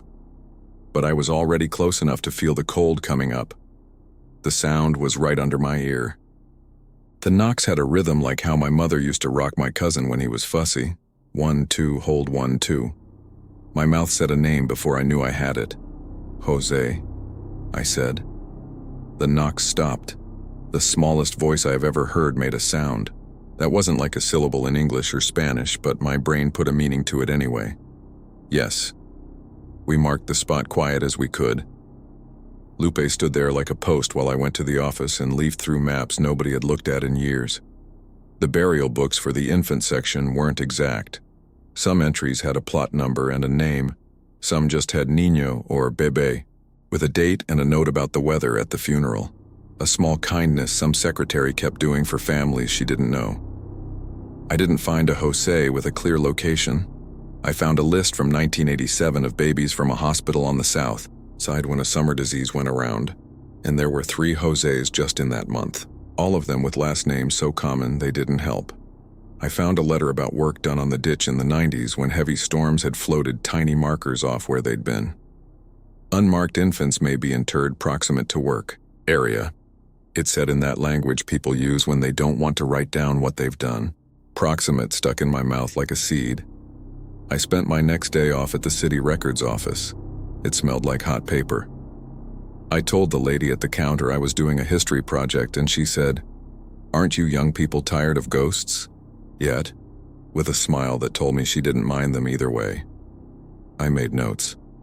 I learned nothing that let me draw a circle on a map and say, "Here." But the work did something anyway. When I walked back out into the heat, I had a shape for it in my head. A boy whose family hadn't been able to afford a marker, whose name might have been given in a hurry, whose grave had been near where a pipe needed to run. Not because anyone was cruel, but because pipes and roads do not pause for grief unless someone makes them. There's a kind of cruelty in that too. I bought a small rattle at a thrift store, wooden with a handle smooth from other hands. I didn't ask anyone if that was allowed. I didn't know who to ask. I waited until near closing when families had gone home and Mr. Reyes had locked the front gate and was counting day passes in the office. I went out by myself with the rattle in my pocket and found the pale square of grass by feel. When I knelt, the cool came up into my knees. I didn't have a prayer for this. I had my mouth and my name in his. "Jose," I said, and the night at first only answered with traffic 2 blocks over and a dog with a tired bark. Then, right under my hand on the dirt, a slow, careful knock. It sounded like somebody tapping a window before they work up the courage to ring the bell. I set the rattle there. I said, "You're not alone." The words felt stupid and brave at the same time. "I hear you. We hear you. You'll expect something big to happen, like a wind or a voice or the ground shifting. The bad part is the tiny thing that did happen was worse. The knock came from under my knees, and then, almost at the same time, I heard a matching knock on the floor of my bedroom, half a city away. Not with my ears. Inside my body. Like my house and this spot were sharing a board that someone tapped. The connection ran through me, as if I had stepped across something and made myself into a bridge on accident. I stood up so fast my knee popped. The night made that sound it makes when you realize you might be the loudest living thing in it. I told myself I'd done something good. I had tried. I told myself ghosts, if that's even what this was, don't follow you if you're careful and respectful. I went home and propped my mattress up on milk crates like that would do anything, like airspace was a barrier a voice couldn't cross. At 12:02, my phone lit up with unknown. I set it face down and it rang until it went to voicemail. I stared at it until the little red number appeared. I pressed play. The recording was 9 seconds long. It was the sound of a kid working hard to breathe and failing, and then, at the end, my name, the way my mother says it when she sees me across a room. Jesse. It's not a frightening word, not by itself. I turned the phone face down again and sat with my hands over my ears like Carlos, knees pulled up to my chest until it was 4:30 and the birds started. I asked Father Thomas from our parish if he would come say a prayer out at the cemetery without telling him everything. He's one of those priests with a handshake that makes you feel like maybe you've done at least one thing right in your life. He said, "Of course," and put a little bottle in his pocket. "Water from the Jordan," he said, like it was a joke. And I didn't ask how he knew that's the kind of joke I needed. We met near the ditch at sundown. Me and him and Matteo and Lupe. The four of us looked like a strange family. Young guy with circles under his eyes, old man with a rake, priest in shirt sleeves, night guard with a flashlight that never ran out. We didn't tell Mr. Reyes. Not because he wouldn't have allowed it, but because we didn't want to make it a thing with forms and signatures. Father said a few words I knew, and a lot I didn't. He put water on the grass and on his fingers, and made the sign of the cross like he was fixing a broken hinge. Matteo hummed something under his breath, maybe a lullaby, maybe nothing. The air had that thick feel right before a storm, when you want to reach up and pinch the sky so it'll get on with it. The crying came, not loud, not showy, like it was embarrassed now that so many of us were there listening. Father looked down and said, "You are known," like he was telling the ground a fact it had forgotten. He told us later that sometimes you don't push a thing away, you just make sure it's seen. For a week it was quiet. I went to work, went home, slept. The phone didn't ring at 12:02. The floor was just a floor, the fan just a fan. I thought maybe we'd done it, or the storm that finally rolled through had cleared out whatever carried voices. I told myself I could keep working, there through August. I told myself I would stop listening like that. Maybe that was the problem. Maybe listening makes everything worse. On a Saturday, a woman came to the office with a shoebox of things. She was about my mother's age. She had a way of speaking that sounded like she'd been telling her own story back to herself for a long time to make it stay still. "I haven't been out here in years," she said, and put the box down on Mr. Reyes's desk. Inside were baby clothes folded like paper, a ribbon with a fading line where something had been written in soft marker, a small silver crucifix without a chain. "We had a plot for him," she said. "But when we came back the next year, we couldn't find it. There was work being done, and then life was life." She smiled badly. "He didn't even live to have a name. We just called him Mi Angelito. We didn't have money for a marker, and now my daughter says we should make a place anyway." Mr. Reyes called me into the office the way you call a kid into a room to show him something that will make him act right. He said Jesse can help, because I always helped and because he liked giving me work that meant something. The woman looked at me, and I don't know what she saw, but she nodded like we were already halfway through something. We walked out to the section together. She did that slow bend people do when they're trying to feel where a place used to be. No magic, just memory in the knees. She stopped near the ditch. She touched the air above the ground and said, "Here." We put the shoebox things down. She talked to the earth in a voice I almost didn't recognize because I hadn't heard it since I was little. How a mother talks when no one else is in the room. She told her Angelito that she was sorry, and that she hoped he knew the sound, of her anyway. She said a name, fast, like a secret. Jose. My skin worked in goosebumps like someone had poured cold water down my back. The old man stood a little straighter. Lupe said, "I." Mr. Reyes, who had walked us out without pretending not to be moved, took off his cap. Nothing moved in the dramatic way people tell it later. No wind changed direction. The grass didn't color itself green. Somewhere a motorcycle revved too loud and a woman laughed and a baby cried 2 blocks over for reasons that had nothing to do with us. But the quiet that came had a shape too. It like the space after a coughing fit, when the air remembers its job and rushes back in. The mother dabbed her eyes and smiled like a woman agreeing to carry a heavy bag out to the car. "Thank you," she said to nobody in particular, which is maybe the same as saying it to everyone. That night I was so tired it hurt to climb the stairs to my apartment. I fell into bed with my shoes on. At 12:02, I woke up without the phone. No ring, no light, just out of nowhere awake. The fan was still. That meant the power had blinked. The AC clicked off and the world went flat, the way it does in those seconds when you don't know if it's a normal outage or if the city has decided to take you back to some older time. In that perfect blank, I heard it. Not the crying. The knock, 1, 2, hold 1, 2. It came from under the bed. I pressed my ear to the floor, hating myself as I did it. Under the concrete, a child's mouth made a sound that wasn't my name, wasn't any name. Just the sound you make when you realize someone who heard you is suddenly gone. I said, "I'm here," before I could stop myself. I said, "I'm here," like the words would throw a line down. The power blinked back. The fan stuttered to life. Somewhere across town, I imagined the motor on Lupe's patrol cart catching, and the rattly window unit in Mateo's back room starting its rattle, and the lights in the little office at the cemetery making that pop when they came on. I lay on the floor for a long time, listening to machines hum and to the space under my bed return to being just a space. I didn't sleep. When the morning birds came, I got up and made coffee. I didn't drink and went to work an hour early. Sometimes, I still hear it. Not every night, not even every week. It shows up in the pause between the AC turning off and the fan starting.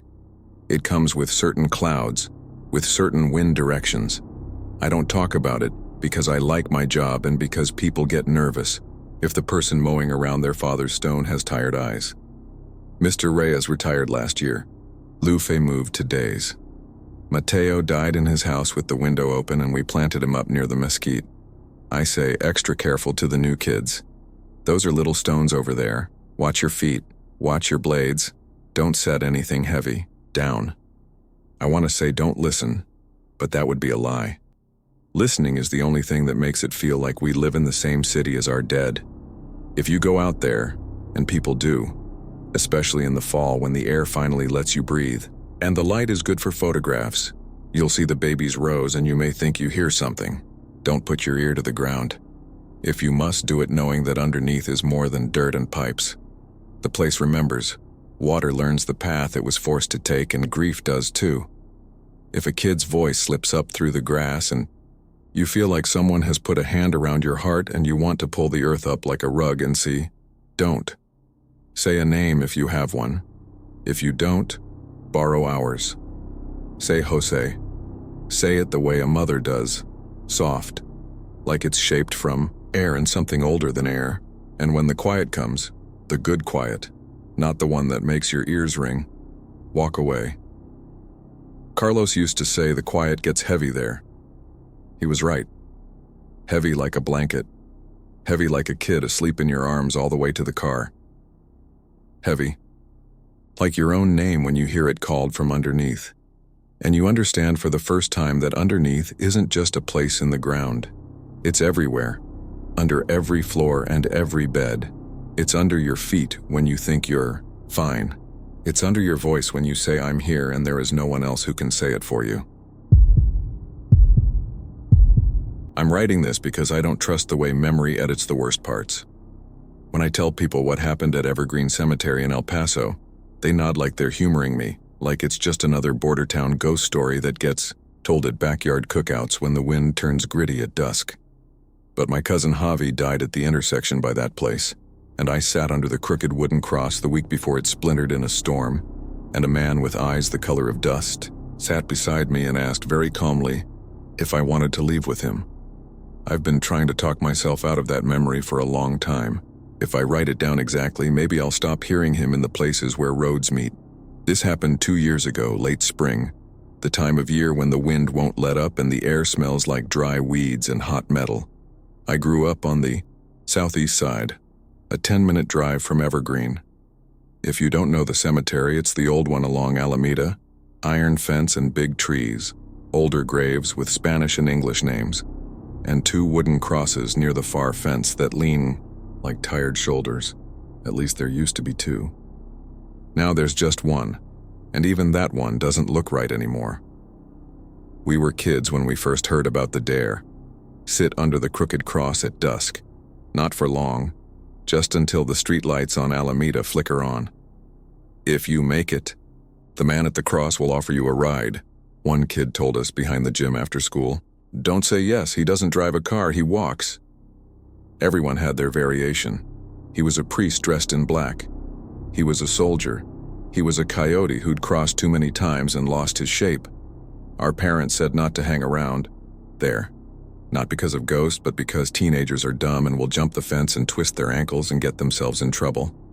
So we listened, which means we went anyway when we were old enough to think rules were air.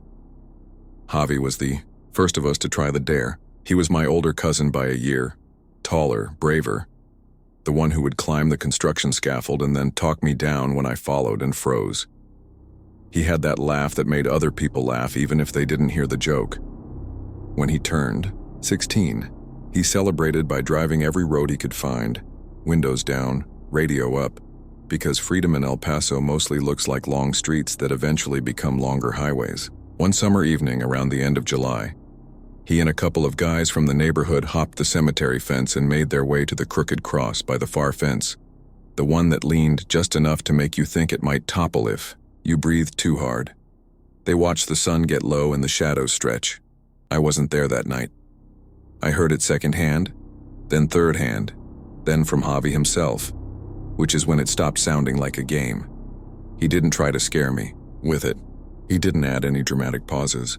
He just said that as the sky went orange and purple, and then the dim blue where everything looks flat, a man came and sat beside him like they were both waiting for a bus. The guy wore a dark suit and a black coat even though it was 90 degrees, and he didn't look sweaty. He had a wide hat but not a cowboy hat, more like something you'd see on an old movie priest. Javi said the hat made it hard to see his eyebrows and the eyes underneath were worse. Same color as the dust, he said quietly, like when the wind kicks up on Zaragoza and you can't see the mountains anymore. What did he say? I asked, and Javi looked toward the living room window, the way people look toward things they don't want to say out loud. He asked if I wanted to leave with him. He said, "That's all," like he was offering a ride, like he was being polite. That scared me more than if he'd grabbed me. "Did you answer?" "I did," he admitted. I told him no, but I felt my mouth make a different shape, like I was telling the truth and my mouth wanted to lie, and he didn't get mad. He said, "Not yet then," and stood up like we had a plan for later, and I ran all the way home. He didn't go back to Evergreen, not for a year, not until the night he died.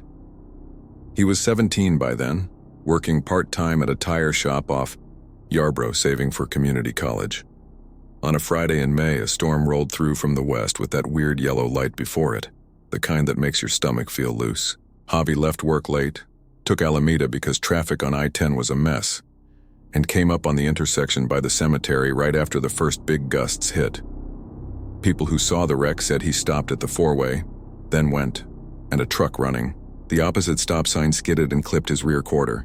The car spun, hit the light pole, and that was that.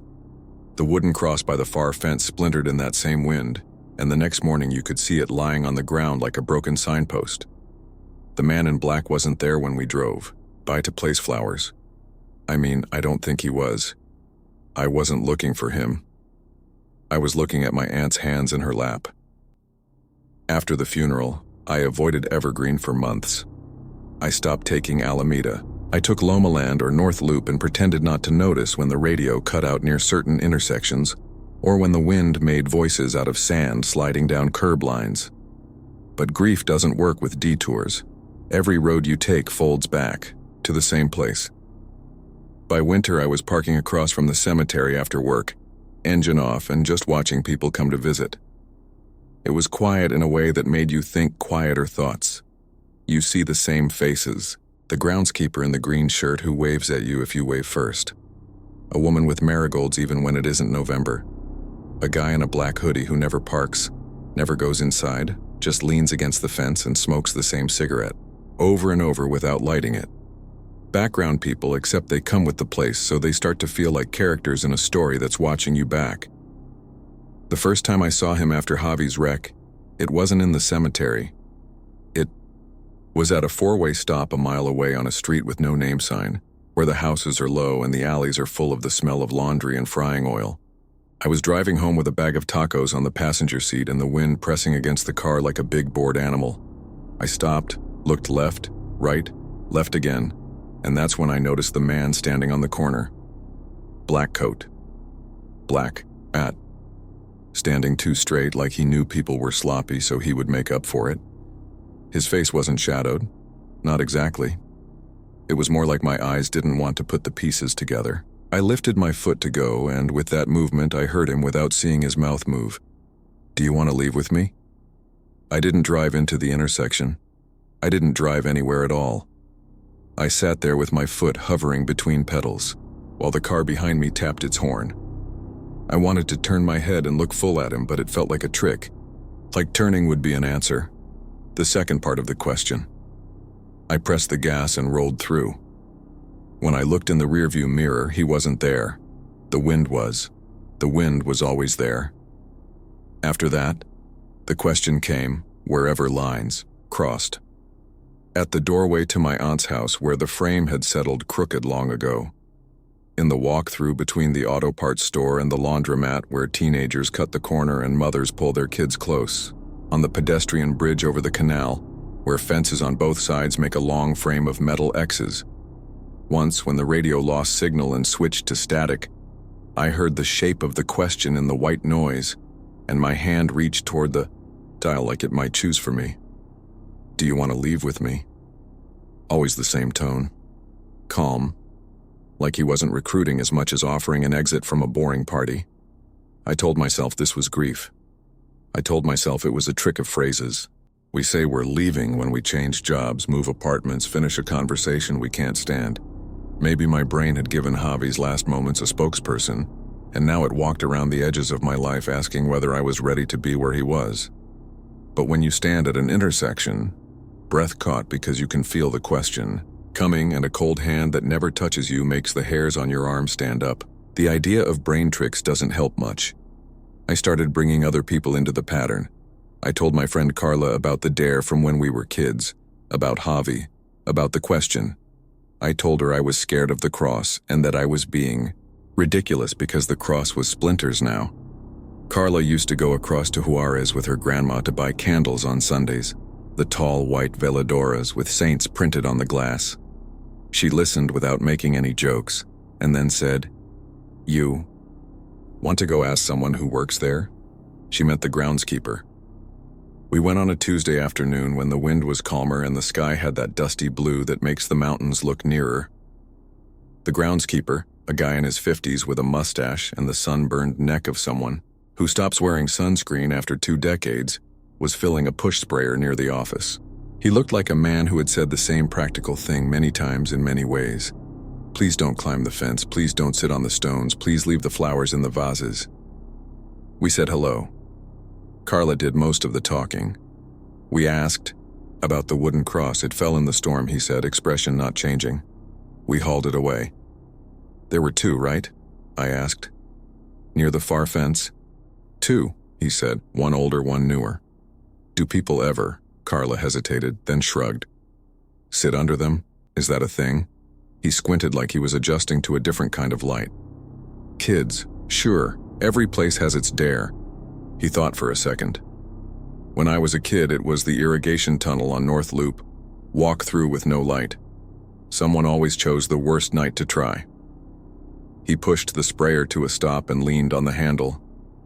But yes, people used to sit there around sunset. Not so much recently. Why not? I asked, though I knew. He looked at me like he could see the part of me that had been standing at the corners. Because someone told them what sat down beside them, he said. It's never the same description, but it's never different either. He glanced over our shoulders at the far part of the cemetery. Sometimes it's better to sit at your own kitchen table when the streetlights come on. Carla bought a candle from the office for Javi's grave. On the way out, the groundskeeper called after us. Hey, don't answer questions from strangers. Everyone teaches kids that, but we forget it applies to grown-ups too. It was almost a joke. Almost. That night, my aunt called because the front gate at her place on Gano had jammed again. I drove over, with a can of WD-40 and a socket set. Because sometimes fixing something small looks like the only way to make sense of the larger things. I was in the driveway trying to loosen a rusted hinge, and the sky over the Franklins went flat silver, and then dark. I could hear Alameda in the distance, the long, steady hush of cars. Something moved at the far end of the walkway, where the path from the street meets the path to the door, an X you step through without thinking. The porch light flickered once and caught on. A tall shape stood in the overlap of 2 shadows as if that was the point of it. as if he only existed where lines crossed. Do you want to leave with me? His voice didn't bounce off anything. It didn't echo like sound is supposed to. It just rested in my ear like a suggestion. I didn't look up. I put the socket back on the bolt and turned, metal complaining in a way that sounded exactly like a man trying not to laugh. When the gate swung free, I stood and wiped my hands on my jeans and said to no one in particular, "Not yet." The words came out soft and a size too small, like shoes that used to fit. I went inside and drank a glass of water standing at the sink while my aunt told me her plans to plant desert marigold along the fence. Carla texted me a picture of the candle burning low and said, "He can't cross the threshold if you don't invite him." My grandma says all this stuff is about permission. I didn't sleep much for a week. When I did, the dreams weren't scary, which was worse. In the dreams, he stood at various corners of my life, the way a bus driver stands by the steps, 1 foot a little higher, hand on the pole, a posture that says I'm patient but not infinitely so. I woke up with grit on my tongue. I blamed it on the wind. Everything in El Paso can be credibly blamed on the wind. On the 1-year mark since Javi's wreck, my aunt wanted us to meet at the cemetery before sunset. She wanted a small thing: candle, prayer, quiet. I told myself I didn't have to go. I told myself I would meet them at the taco truck afterward. But the day staggered toward evening, and I caught myself driving up Alameda anyway, like my hands had their own route. The light was that soft gold that makes tire shops look romantic and power lines look like they're drawing music across the sky.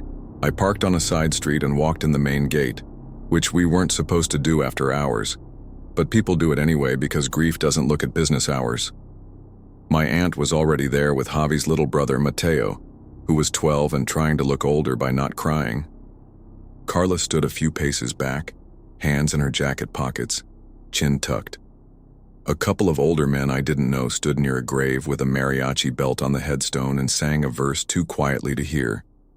Somewhere outside the fence, a siren went by and kept going. We placed the candle and my aunt said the words she says at every grave visit, the ones that ask God to treat memory like a shoelace, tie it up instead of letting it drag.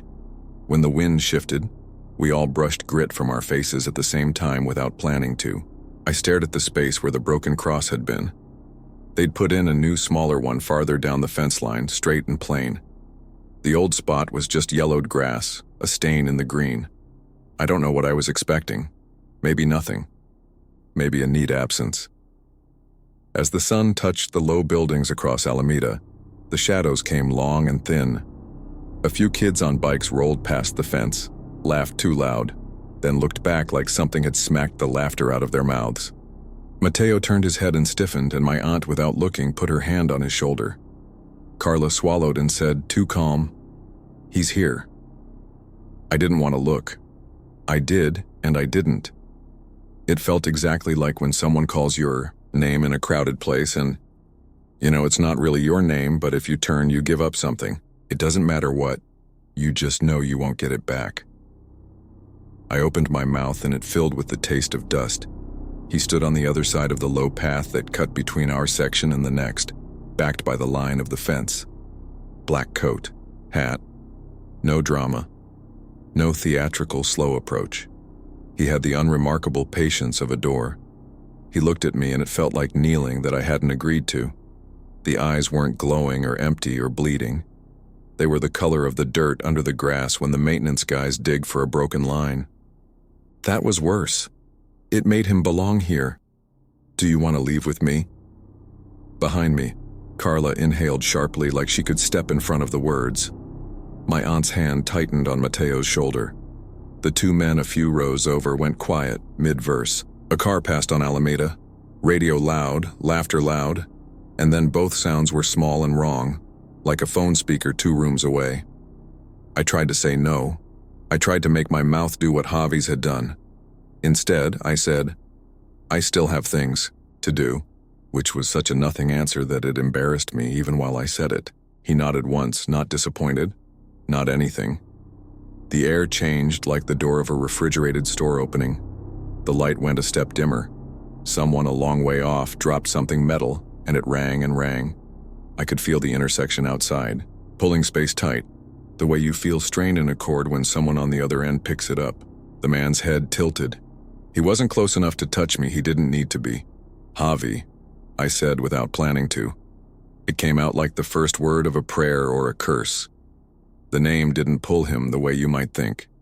It pulled me. It pulled memories out like drawers I hadn't labeled. Javi's laugh. Javi's hand on the wheel. Javi's feet on the pedals at the four-way. 1 foot up, 1 foot down. The patient shape of a driver who thinks rules still matter. The wind on that night. The light pole. The wood splitting. It all overlapped like panes of glass, and through it all the man in black stood perfectly, carefully ordinary. "Do you want to leave with me?" he asked again. And I thought of all the times we tell small lies to get out of things, to be polite. How easy it is to say yes when we mean no, and no when we mean yes. How many invitations we accept without remembering the way out. "My grandma says permission," Carla whispered behind me, voice shaking. "This is about permission. I started. And then I understood something I'd been pushing away. He hadn't asked if I wanted to leave this place. He'd asked if I wanted to leave with him. The with was the hinge. I could leave on my own any time. I could walk back to my car. I could walk out of grief. I could walk into the worst thing. The with was the part that wasn't a choice I could make without giving up more than I understood. "No," I said, louder than I meant to. Not angry, just done. "Not with you." The hat tipped a fraction like he'd heard the exact words and was measuring them. The air eased as if someone had put a palm on a faucet and closed it halfway. A gust hit the fence and the metal rattled. Across Alameda, a car braked too hard, and the tired squeal sounded not like screaming, no, but like something with a mouth learning how. He looked past me then, not at my aunt, not at Carla, not at Mateo. Over us, through us, the line of the path between stones, the fence, the road, the 4 ways waiting outside like an empty hand. He could stand there forever, I realized, because he wasn't in a hurry. People would come to him. Every city makes crosses all day long. Roads, shadows, rails, wires. All he had to do was ask politely at the right one. "Not yet," he said, echoing what Javi had told him a year before. But this time it felt less like mercy and more like a schedule. He took 1 small step backward, and for a second, the hat and coat and face lined up with the fence, and I couldn't tell where he was, if he'd vanished or if I'd lost the ability to see. When the wind gusted again, there was only the smell of dust and cut grass, and the candle flame went flat and then live again. We stood there for a while after that, none of us talking. Mateo wiped his face without pretending he wasn't. My aunt took a breath that sounded like it scraped the bottom of her lungs clean. Carla touched the candle jar with the back of her hand and winced. Hot. The ordinary world closed its hand around us. A dog barked. A plane cut quiet lines across the sky. The men resumed singing. We left before it got dark enough for the office to get mad. At the gate, Carla stopped and pointed to the sidewalk at the curb, where the cracks in the concrete had been filled with a darker paste. The line of the curb met the line of the cut and made a small cross under our feet. "Look," she said, "this city is full of them." We got tacos and ate them in the parking lot with the windows down because it felt wrong to take anything inside. I drove my aunt and Mateo home and sat with them on the couch while the TV showed a sitcom none of us watched. At some point I must have dozed off because I woke up to the sound of something tapping at the front door. Not a knock, not polite. Like a finger figuring out how to be a knuckle, tap, tap, pause, tap. I held my breath. The hallway from the living room to the door makes a T with the hall to the bedrooms. Another cross we live with. I didn't move. The tapping stopped. The next morning my aunt said the front gate was sticking again.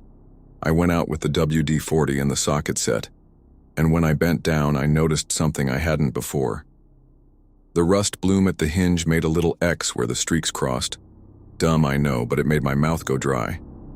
I let the socket clatter back into the box and stood up and saw across the street a man in a black coat walking away, long stride, not looking back, hat level. He approached the corner and didn't pause. He turned into the space where the 2 streets met and was gone. Not like he vanished, but like I'd lost the angle that let me see him. Like a magic trick where the secret is geometry and patience. I started paying attention after that. Not to him exactly, but to the places wherewith hides in plain sight. When a coworker asked if I wanted to grab beers after shift and I didn't really want to go but went anyway, I watched the crosswalk signal count down and thought about how most of my life had felt like saying yes out of momentum.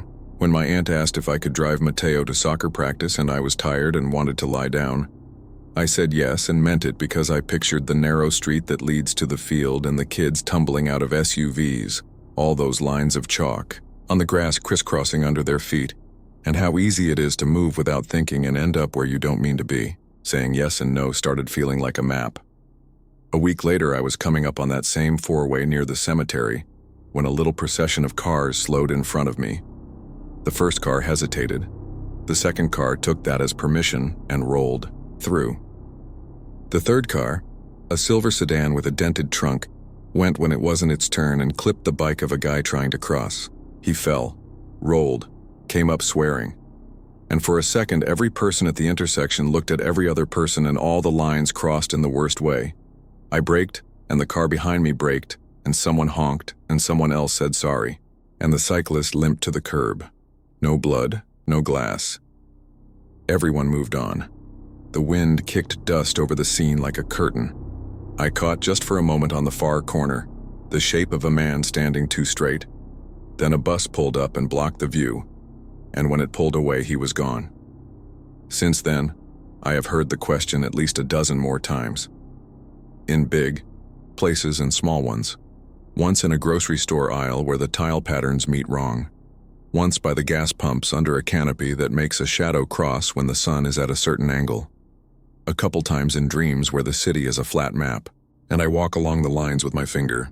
It's always the same voice. Calm. Practical. Like he's the one stable thing in a world of people who don't know where they're going. I think about Javi a lot, which sounds obvious because of course I do, but I think about the version of him who could have said yes and didn't. I think about the not yet, like it was a thing the man wrote in a book with a pen. I don't know if the wreck was the same as going with him. I don't know if the crooked cross splintered that night because of wind or because of whatever weight sits down beside people when they try to measure their lives against darkness.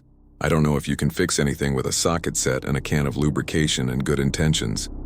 I do know that the last time I sat in my car across from Evergreen at dusk, the new straight cross threw a shadow that made a clean X on the grass, and a girl and a boy, maybe 16, hopped the fence and dared each other to sit. They got close, then stopped.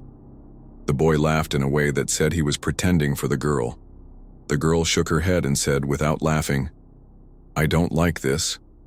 A minute later, they turned around and climbed back out and walked quickly to the corner without running. At the four-way, they paused and looked both ways in exaggerated hand-on-forehead ways, like they wanted to make a joke of it, and then they crossed. I waited until they were far away and then drove home by a different route that added 15 minutes and took me past 3 other intersections with 3 other chances for someone to ask me a simple, polite question.